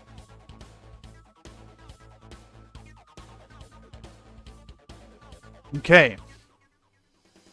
That looks like a pedestal. Actually, it was right before you started this Repti boy. Very cool. Very, very cool. I like that the communities you frequent keep you busy enough to have some serious fun. Okay. I'm going to take this lighter color I mixed up earlier, and I'm going to use it to kind of kiss the tips of these rocks. Not going to waste a bunch of time on it, just some little jabs. Provide a little more visual interest and some depth. It looks like the contrast, the speed paint is mostly dry. So we're going to do this and then bust out that texture, that ground cover that I picked up courtesy of, oh, I can't remember the subscriber's name. The guy who ordered the Urban Mechs had a very specific color palette, and I went ahead and just picked up the colors they use. And in doing so, I ended up with this fabulous bottle of, I can't remember the name of it. It's the GW brown texture ground cover paint. It is... Where is it? Am I losing my mind? Where you at, dog? I pet that dog? It's the Sterling Mud. Alright, so we're ready to put texture on the base. That is fantastic. I am so stoked. I think we're going to get another shitty brush out. Though none of these kind of fit the bill. I know I've got a small, stiff one up here.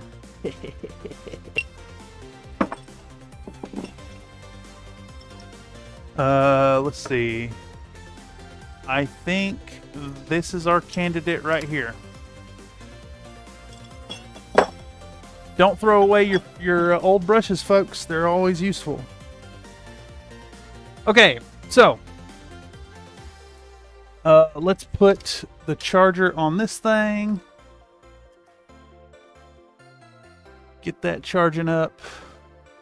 And we're going to show the camera the next step, which is Sterling Mud, because we're almost done. We're so close, y'all. We're going to show Sterling Mud to the camera, pop it open, and start texturizing this base. And try to get it in both cameras. And we're just going to, you know, spread this stuff over the base. And a reminder to not use a good brush when you do this, because it will kill your brush to use this texture paint. But in embracing that this shit is going to kill your brush, you can develop a dedicated brush or two for this task, and then you're not even worried about getting it up in the ferrule,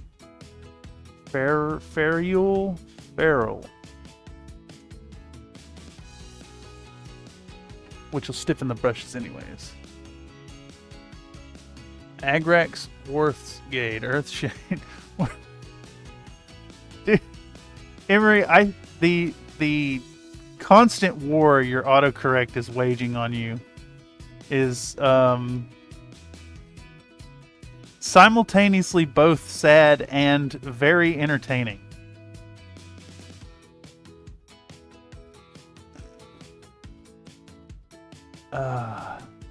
It is insane. The things the phone thinks you're trying to say. It's like, what? Sometimes I am totally lost. Okay, I think I may have not been recording that whole time, because my camera just closed.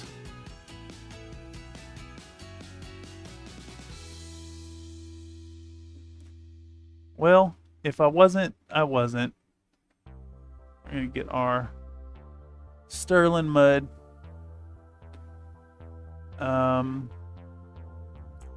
Honestly, I'm a bit of a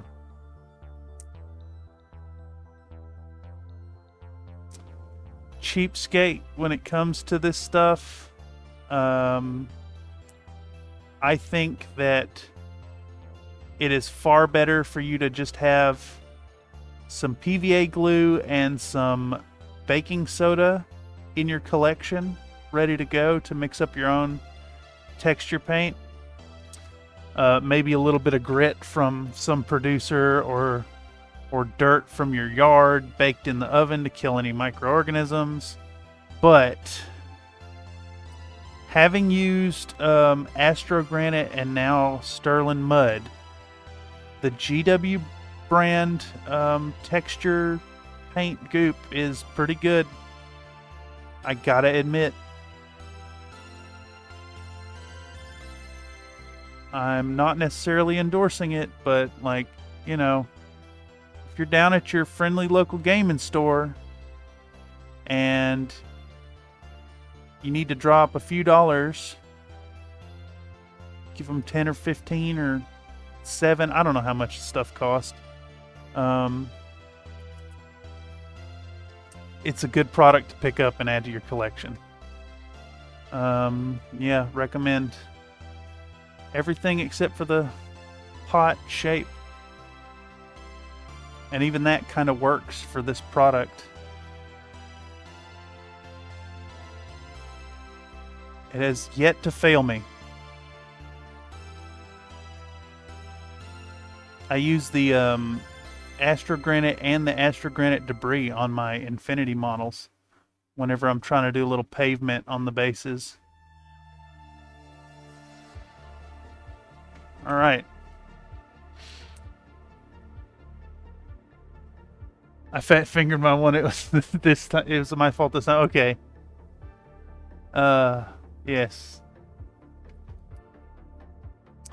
I make my own mud, baking soda and sand, 3 browns. But then if I'm doing mud, I'm doing pints minimum. Yeah, that's a good way to do it. And then you have a whole bunch ready to go. I like baking soda myself because the scale of the particle is really good. It still looks convincing as basing grit for 6mm scale. You know, I see a lot of people's mechs with like miniature scale tufts on the bases, and it's like, it looks good on a miniature, but like the scale is way off for mechs. Not saying they look bad, they just like, you know, they kind of contribute to a loss of that suspension of disbelief. I actually tend to use clump foliage broken into very minuscule little pieces.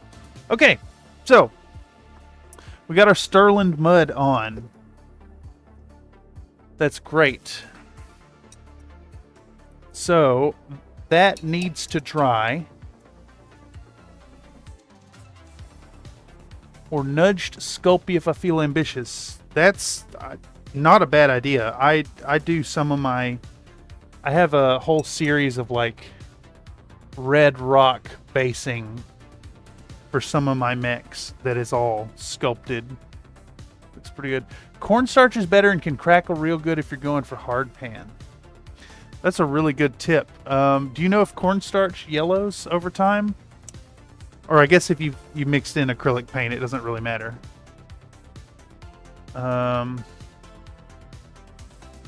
Okay, so from here, I think what we're going to want to do is I need to get out a little base to catch what I'm about to pour out.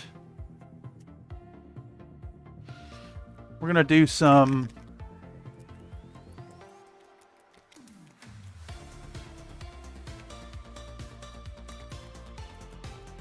see if I got this sufficiently mixed up first. So I've got my dirty down moss, and it was completely gooped in the bottom. Not if it's painted. Okay, yeah, that's what I was thinking. I guess that's an issue that people have run into using baking soda for snow bases. And even then, just like mix some white paint in it and it'll stay white.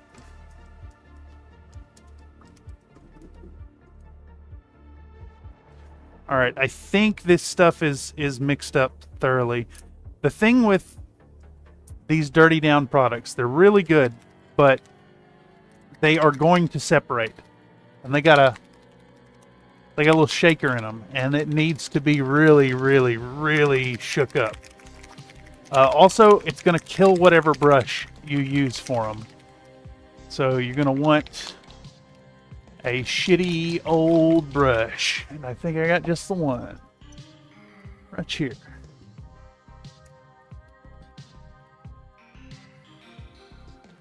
Okie day.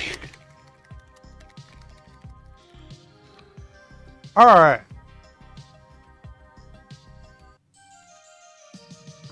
I want to show my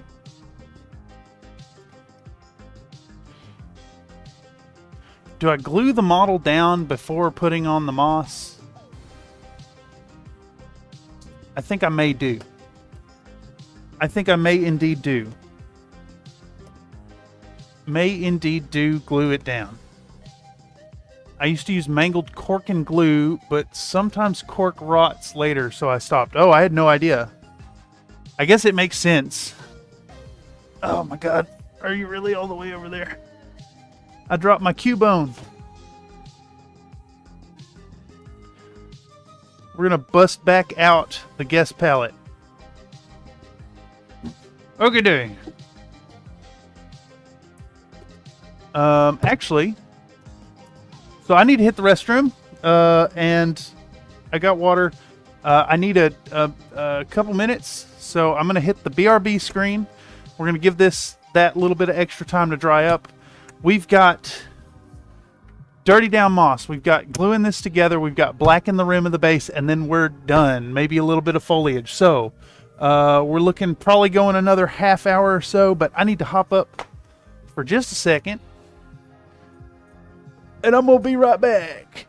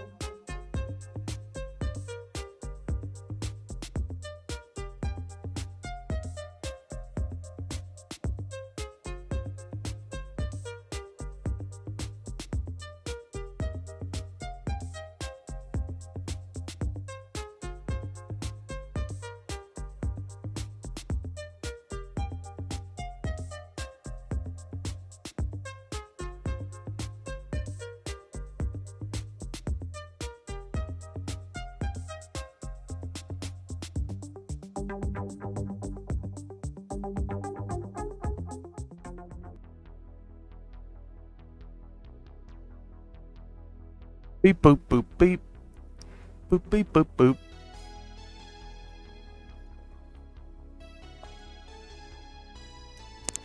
This microphone is loud as hell.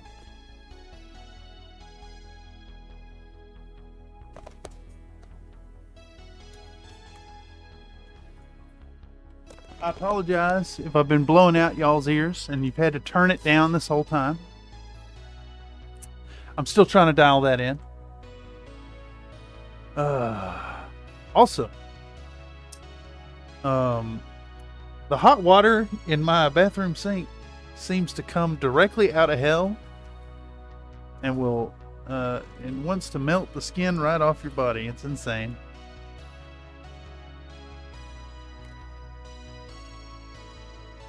Okay, where were we? Where are we?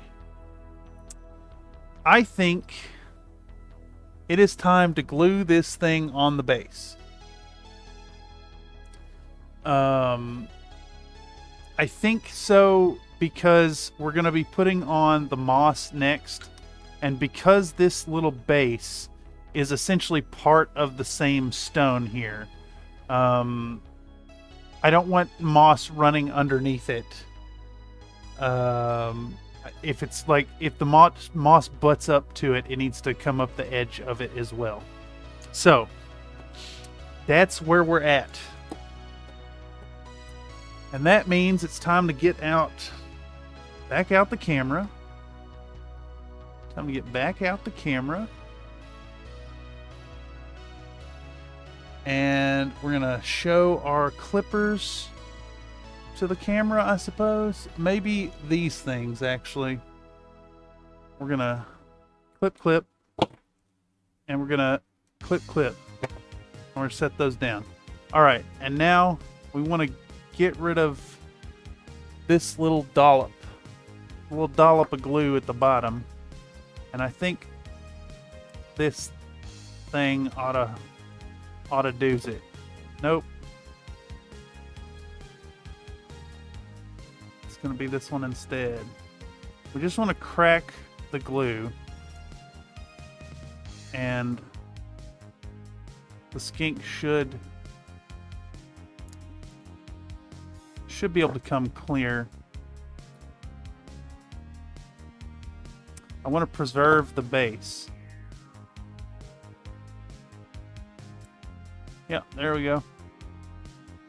Come on, little skinky boy. You should tell me all about it.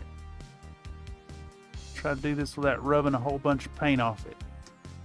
There we go. Yay! Skink is free from the painting base. And now it needs to get free from the pen.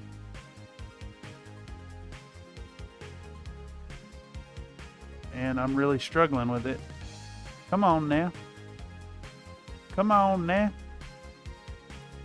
Yay, there we go. Skink is free. All right, so next up, we want to get back out our Cubone. Get back out our Cubone. Get him on camera one more time. Leave it there for a second because the camera like spins in on it and he makes the Cubone noise. And then we're going to get our Bob Smith Industries Max Cure. And we're going to get our BSI Insta Set. And put a little dollop of glue on the guest palette. More than enough. All right. Now it is time to dry fit this little feller. So we want to thread the tail and ensure that things fit and that we didn't warp it too bad pulling the thing apart. I think it's okay. It looks like it's gonna work. Let's set this back to full screen preview so I can see what I'm doing. All right. Now we're about to goop this little feller up. We want a whole bunch of glue kind of on the inside of this rim. It's like a double lip going on. And then we also want a little bit of it on the bottom of his tootsies. There we go. All right. And now same deal. You have released the lounge lizard. He's kind of just lounging there, ain't he? And we're about to wiggle him in place. So he's got a good seat. Damn, it feels good to do this step. Now we're going to get our BSI Insta Set. And I'll probably talk about dribbling it like this instead of spraying it. which was a technique shared by me, or shared to me by a good buddy of mine. And it is like tripled the longevity of the container. It lasts for so much longer. And now we have a little skinkus on his throne, hanging out, being a lad. Yeah, looking good. I realize I have bent this staff pretty bad. Whatever, it's fine. What's next? What's next indeed is to black the rim, I think. No, we gotta save that for last. I really want to like maximize my efforts here. But I think like blacking the rim is such a quintessential finishing move that it should remain a finishing move. So in the meantime, while that BSI accelerator dries, let's take a little bit more of our Ushabti bone and a bit of this gray, and mix them up. I think I'm going to take a second to do a little bit of edge highlight correcting.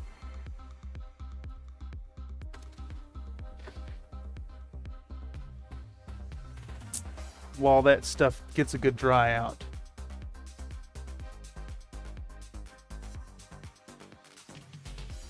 What's going on here? That stop? I guess my playback stopped. I use baking soda and water for my Instaset. It's cheap. It does do the job, though I find at times in miniature application it can apply unwanted texture. I ended up actually getting a little bit of texture on my Moriarty that I was not happy with. He was so small that the texture of the baking soda kind of stood out. All right, so I'm gonna correct this. I've kind of broke the end of the staff a little bit.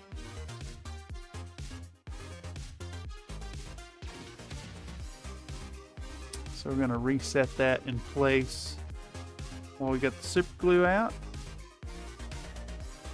Let's see if I can't hold it where I want it and then dab it with a little bit of that. Yeah, that should do.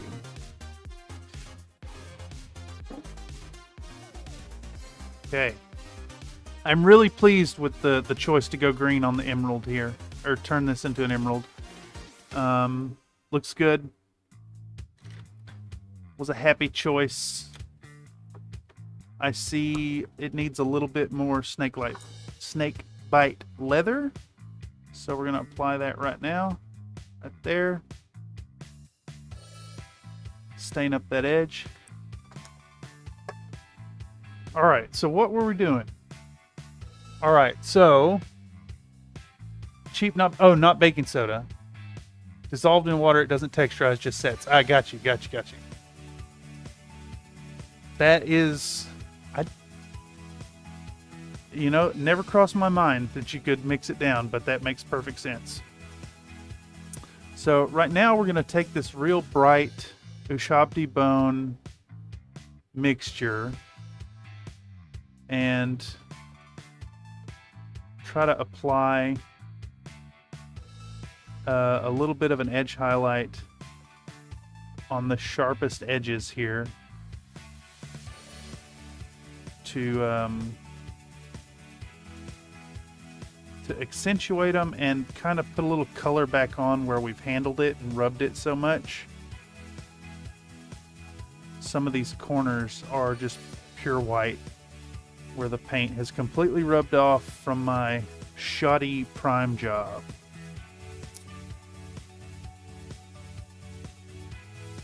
And there's even a little bit of brown right there. So we'll fix that. Texture paint is still drying. But the Insta set seems to be pretty much dry. So we're ready to do the moss. And then I think by the time we put on some moss, I can dab a little highlight color on the base and then put on a tuft or 6 and some birch leaves and well, maybe not birch leaves. I guess green ones would work. I don't want it to look like, you know, fall. So yeah, let's do the moss, dirty down moss. Stuff is fantastic. Get this a-going. Get a toothpick out. I guess I could show all this to the camera. So we're gonna get dirty down moss. Get a toothpick. We're gonna get a little receptacle to hold our dirty down moss. We want a toothpick or a stick of some sort. I want to shake this up. And then when we pour it out, our toothpick just serves as kind of a guide to ensure our moss goes where we want it. Alrighty. Now this stuff is awesome because it dries really, really flat. Not just matte, but like completely flat. And looks kind of awesome in doing so. So hopefully that's in focus at least decently. I'm supposed to be recording right here-ish. See if I can't. There we go. And this stuff is water soluble. So we're just going to pick a few spots where it looks like it might want to be where it wants to live and be mossy and green. And we'll dab this stuff on. How about a little bit right there is where it wants to live. All around that corner.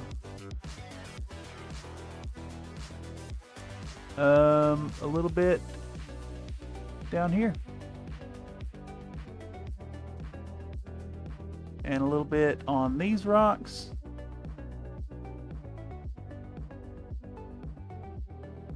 A little bit on that rock. I think we want some creeping up the back here. Kind of in there, maybe. And on the green, on the tree. A little bit up in here.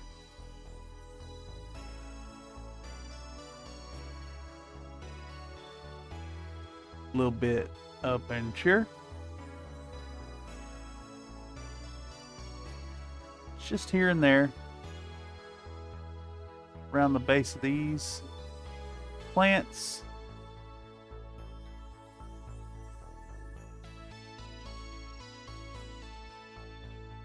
Coming down the side of this boy.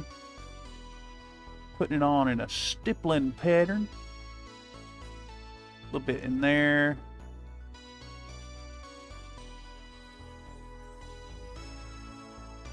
A little bit in here.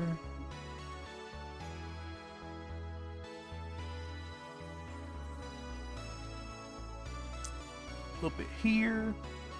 Just, you know, picking spots. This is probably the most Bob Ross-esque portion of it. Happy little accidents are indeed happening here. Just, you know, here and there. Put some up under this. No real game plan. Just mossing it up. wherever you feel like it needs to go.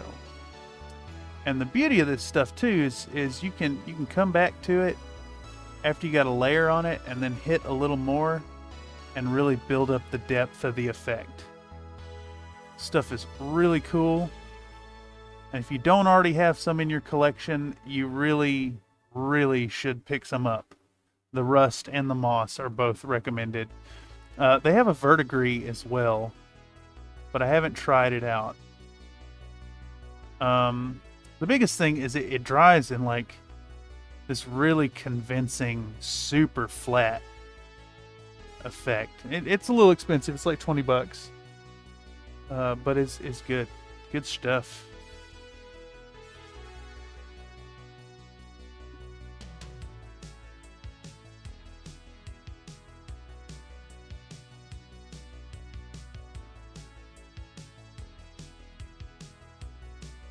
I think we might need a little bit.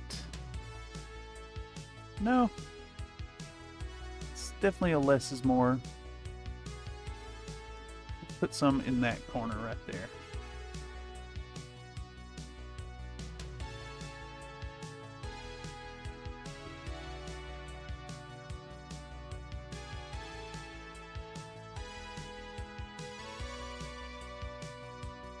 I don't really want to get a whole bunch on the circular portion of this model,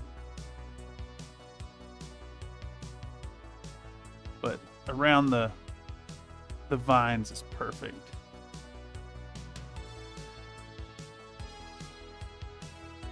Could even have it growing over like some of the gold.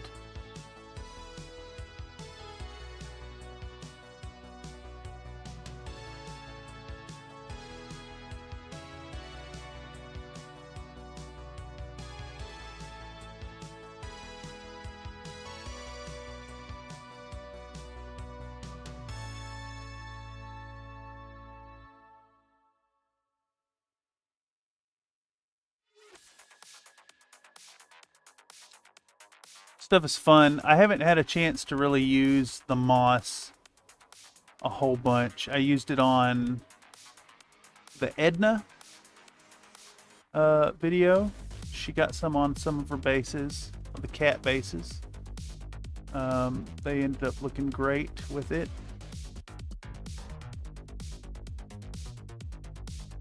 But yeah, fun stuff. If you ain't got some in your collection already, big recommend.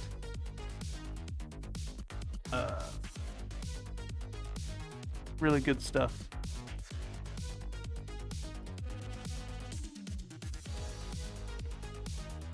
Just, less is more here.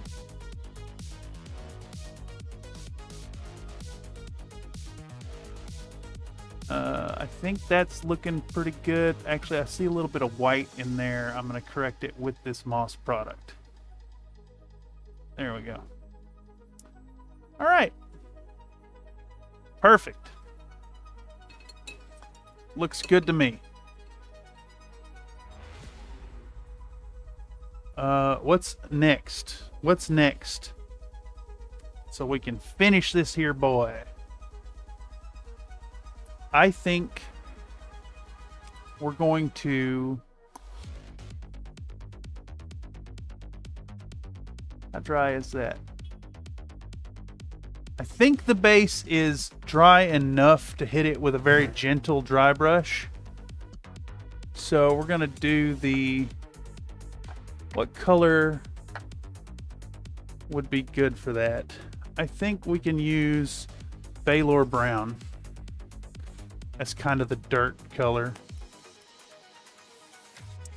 And then I want a very...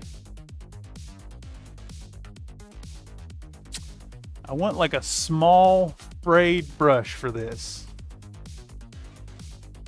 So maybe this guy, I think, is the one.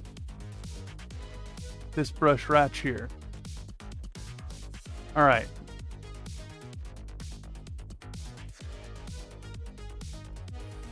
Next up, allure brown. And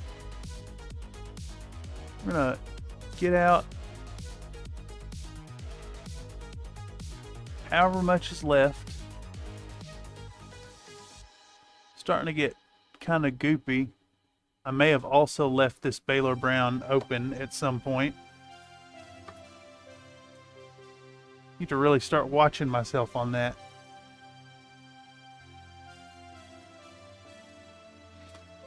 Okay. So we show the brush to the camera. We show the brush to the camera. And then we grab our Baylor Brown. We're going to remove pretty much all of it. Pretty much all of it. And the thing, I want like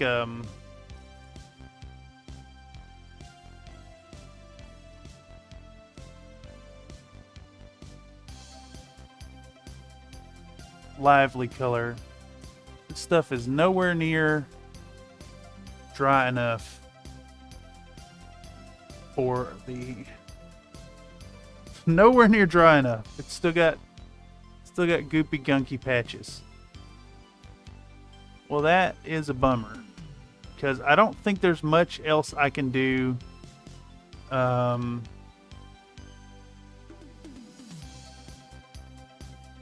other than, like, you know, gently hit this base.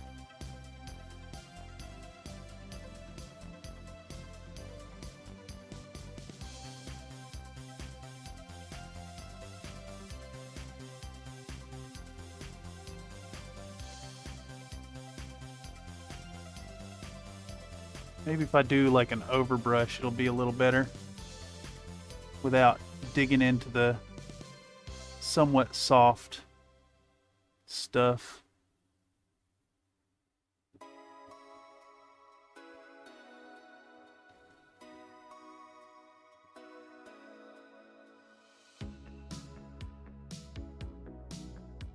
Just want a hint of color on it, you know? Proper thing here would definitely be to be patient and let it dry a little more, but I don't have time for that. So I'm going to take a slightly different approach, and we're going to messily jab this on there. Get our Baylor Brown in it.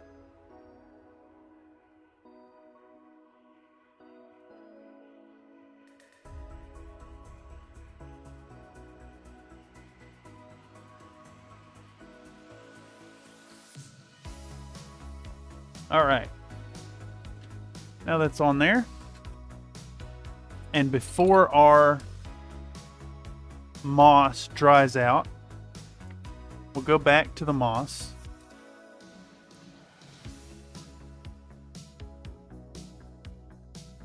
And we're going to put some like patches on the, let's see if I can get this to work. Put some patches on the ground. Patches on the ground. Patches on the ground. Little jabs of the stuff. Mixing it in there.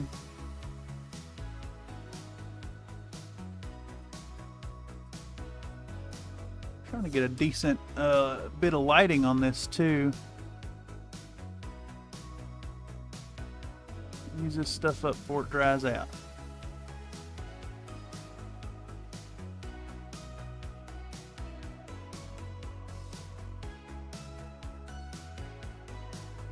Mossy, mossy, mossy, mossy. All right. Got some moss put down.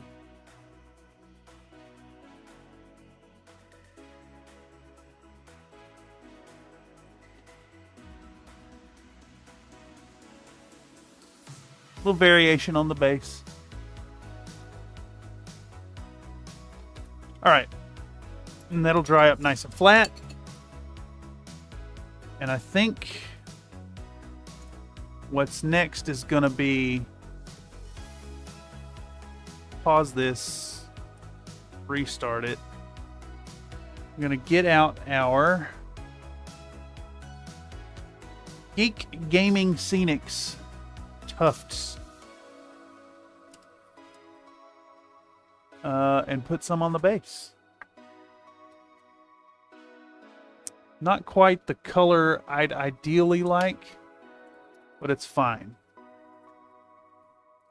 You get some out anyways. We want tweezers. We want our guest palette. He wants a little bit more glue.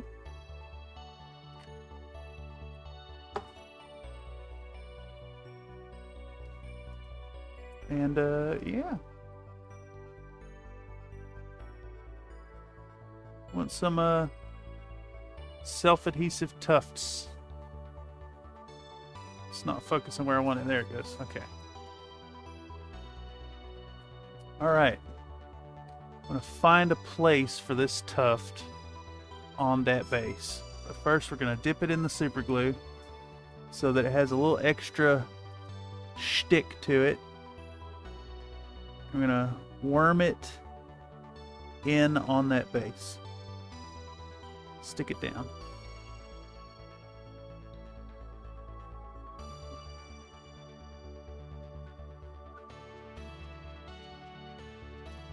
Okay.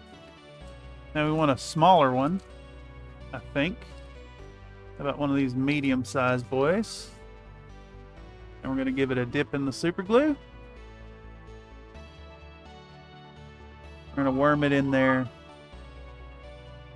up underneath. We're going to enjoy them sirens going by. Okay, next up. Rinse and repeat. Another tuft. Give it a dip. Give it a stick.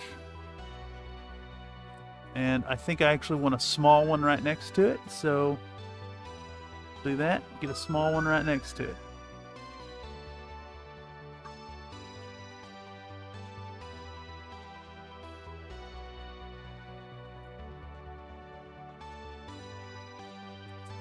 And that one got a little marred up, so we're going to grab another one. Kind of jab it in real close. Hide our mistake. All right. I think we want another one right in here. And we're going to get this boy.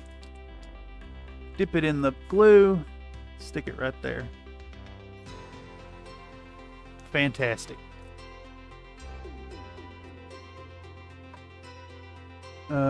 Yep. That is great stuff. We're going to skip the birch leaves, I think. Maybe not. Maybe we'll do some birch as well.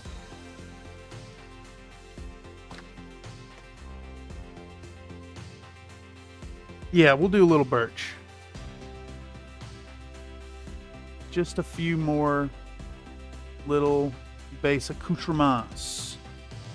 And I think we want PVA glue for that. So we'll get out the PVA. We'll get out the green. Where are they at? The real greeny green and the mildly green birch leaves.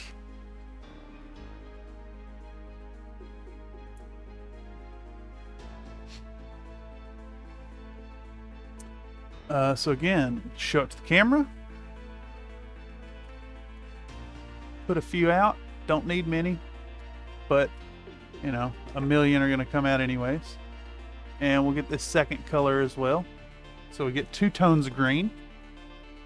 And then we're going to show the camera our Elmer's glue all. And we're going to put a fat dollop of PVA glue on Cubone. Thank you, Cubone, for your service. And then we will set to work putting little birch seeds on our model. So a dip here and just set them on the base. This is definitely a really tedious step. You could sprinkle them on, but I always find that intentional application works a whole lot better. It just means you're going to be gluing individual leaves on the base. But they look like they're 28mm scale, like oak leaves, so they work really, really well. And I highly recommend adding some to your collection if you ain't got them already. I picked mine up off of Amazon, I think.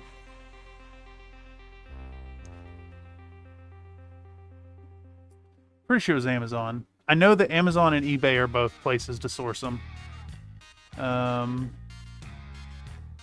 They're just birch scales from a birch cone. And they've been pre-dyed in 4 colors. Super convenient. I think I paid $16 for it, for the set of 4, and it, you know, it's lasting forever. So yeah, good stuff.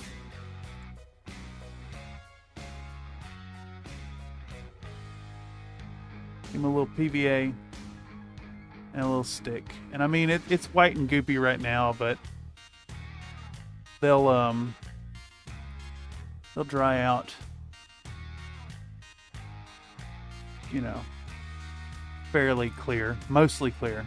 The PVA will, and they add so much to the final look of the model. They're just so good. Definitely one of those like well-guarded hobby secrets. And if you want to get like a fall time look to your base, oh man, the yellow and the red ones that come in it are so good. They add so much.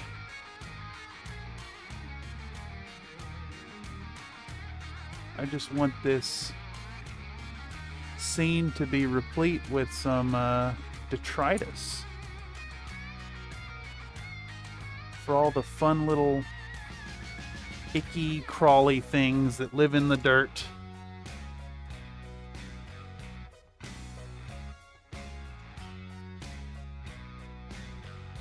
Alright, that's enough. Okay, and that does mean that we're now ready for the final step, essentially. Not even essentially, I think just explicitly the final step for now that I'm going to do on the stream. And that's going to be blacken the rim. So I'm going to use my favorite rim blacking agent. And that is Golden Fluid Acrylics Carbon Black. So we'll turn on the camera. We will adjust the lighting, adjust this so y'all can see. And we're going to show the camera the paint.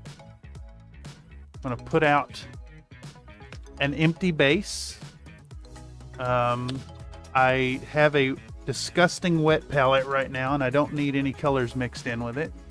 So we're going to put our paint here. And I think 3 drops should be more than sufficient. And we're going to thin it at about 2 drops. 2 drops should do it. 2 drops should work just fine.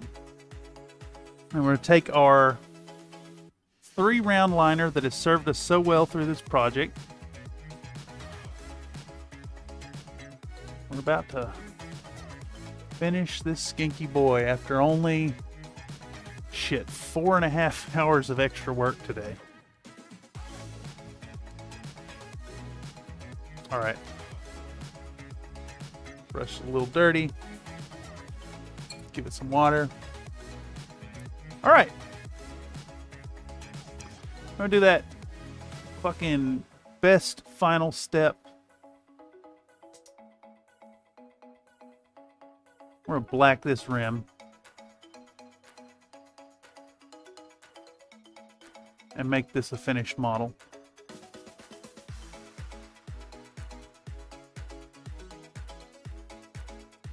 I want to take a moment to heap appreciation on y'all once again. I know that I get immense enjoyment from the participation in chat and all y'all showing up to see this happen. It is very humbling to know that you folks are interested in seeing what's going on here, and I will continue to strive to make fun content and do fun streams and you know, do some stuff to involve the community more in the live streams and videos. So thanks a million. This has been tremendously fun. I think going forward, we're going to aim for a more regular schedule for streaming. This here, like, frantic multi-day process for painting this skink is kind of uncharacteristic, and because I'm well behind on a deadline. But I think maybe I'll put a poll in the Discord and or the community page on YouTube to see how folks feel about a potential regular schedule for streaming. And I think with that spiel and this rim, I mean, I'm going to go back around it and put another layer once it dries. But I think the Skink Lord is finished. Looking pretty good, I think. Got some depth on it. Got some fun factors happening. Got some foliage. Looks neat. First GW kit I've painted in a long time. So, just a reminder that YouTube memberships cost as little as $1 a month if you'd like to have access to some fun biscuit-based emojis. We're about 130 subscribers out from publicly announcing the Patreon, but there's a Patreon live if you want to provide direct support to the channel. Of course, I also offer merch in the Threadless store, including fine art prints of some of my favorite shots from projects on the channel, and designs from my tattoo dates on plenty of t-shirts. We got a nice spoopy skeleton shirt for the spoopy season. Furthermore, check out the Discord link in the description if you want to join the community and show us what you're working on. We'd all love to see it. In any case, I've been Cameron on behalf of Country Fried Minis, presenting for another paint stream from right here in the bullshit corner. I want you all to remember to be happy while you're painting, and also to remember that your participation here in these events makes me quite happy while I'm painting. This has been a blast. We're going to get this video edited up tomorrow and a little bit on Saturday to release we're aiming for a 7 p.m. PST Saturday release on this video. I'll launch a premiere and then we can check it out together live and zip on over to see the other half over on Pega Neko's channel, without whom this project would not be. Anyhow, that's all I got for you this evening. I'm going to do a little more work on this before I go to bed, but that's about all I can do here for the stream. Come out great. I'll put some HD shots up on the Discord and then a post on the community page when the video releases. In any case, lots of love to you all, and have a fantastic night. Catch y'all next time.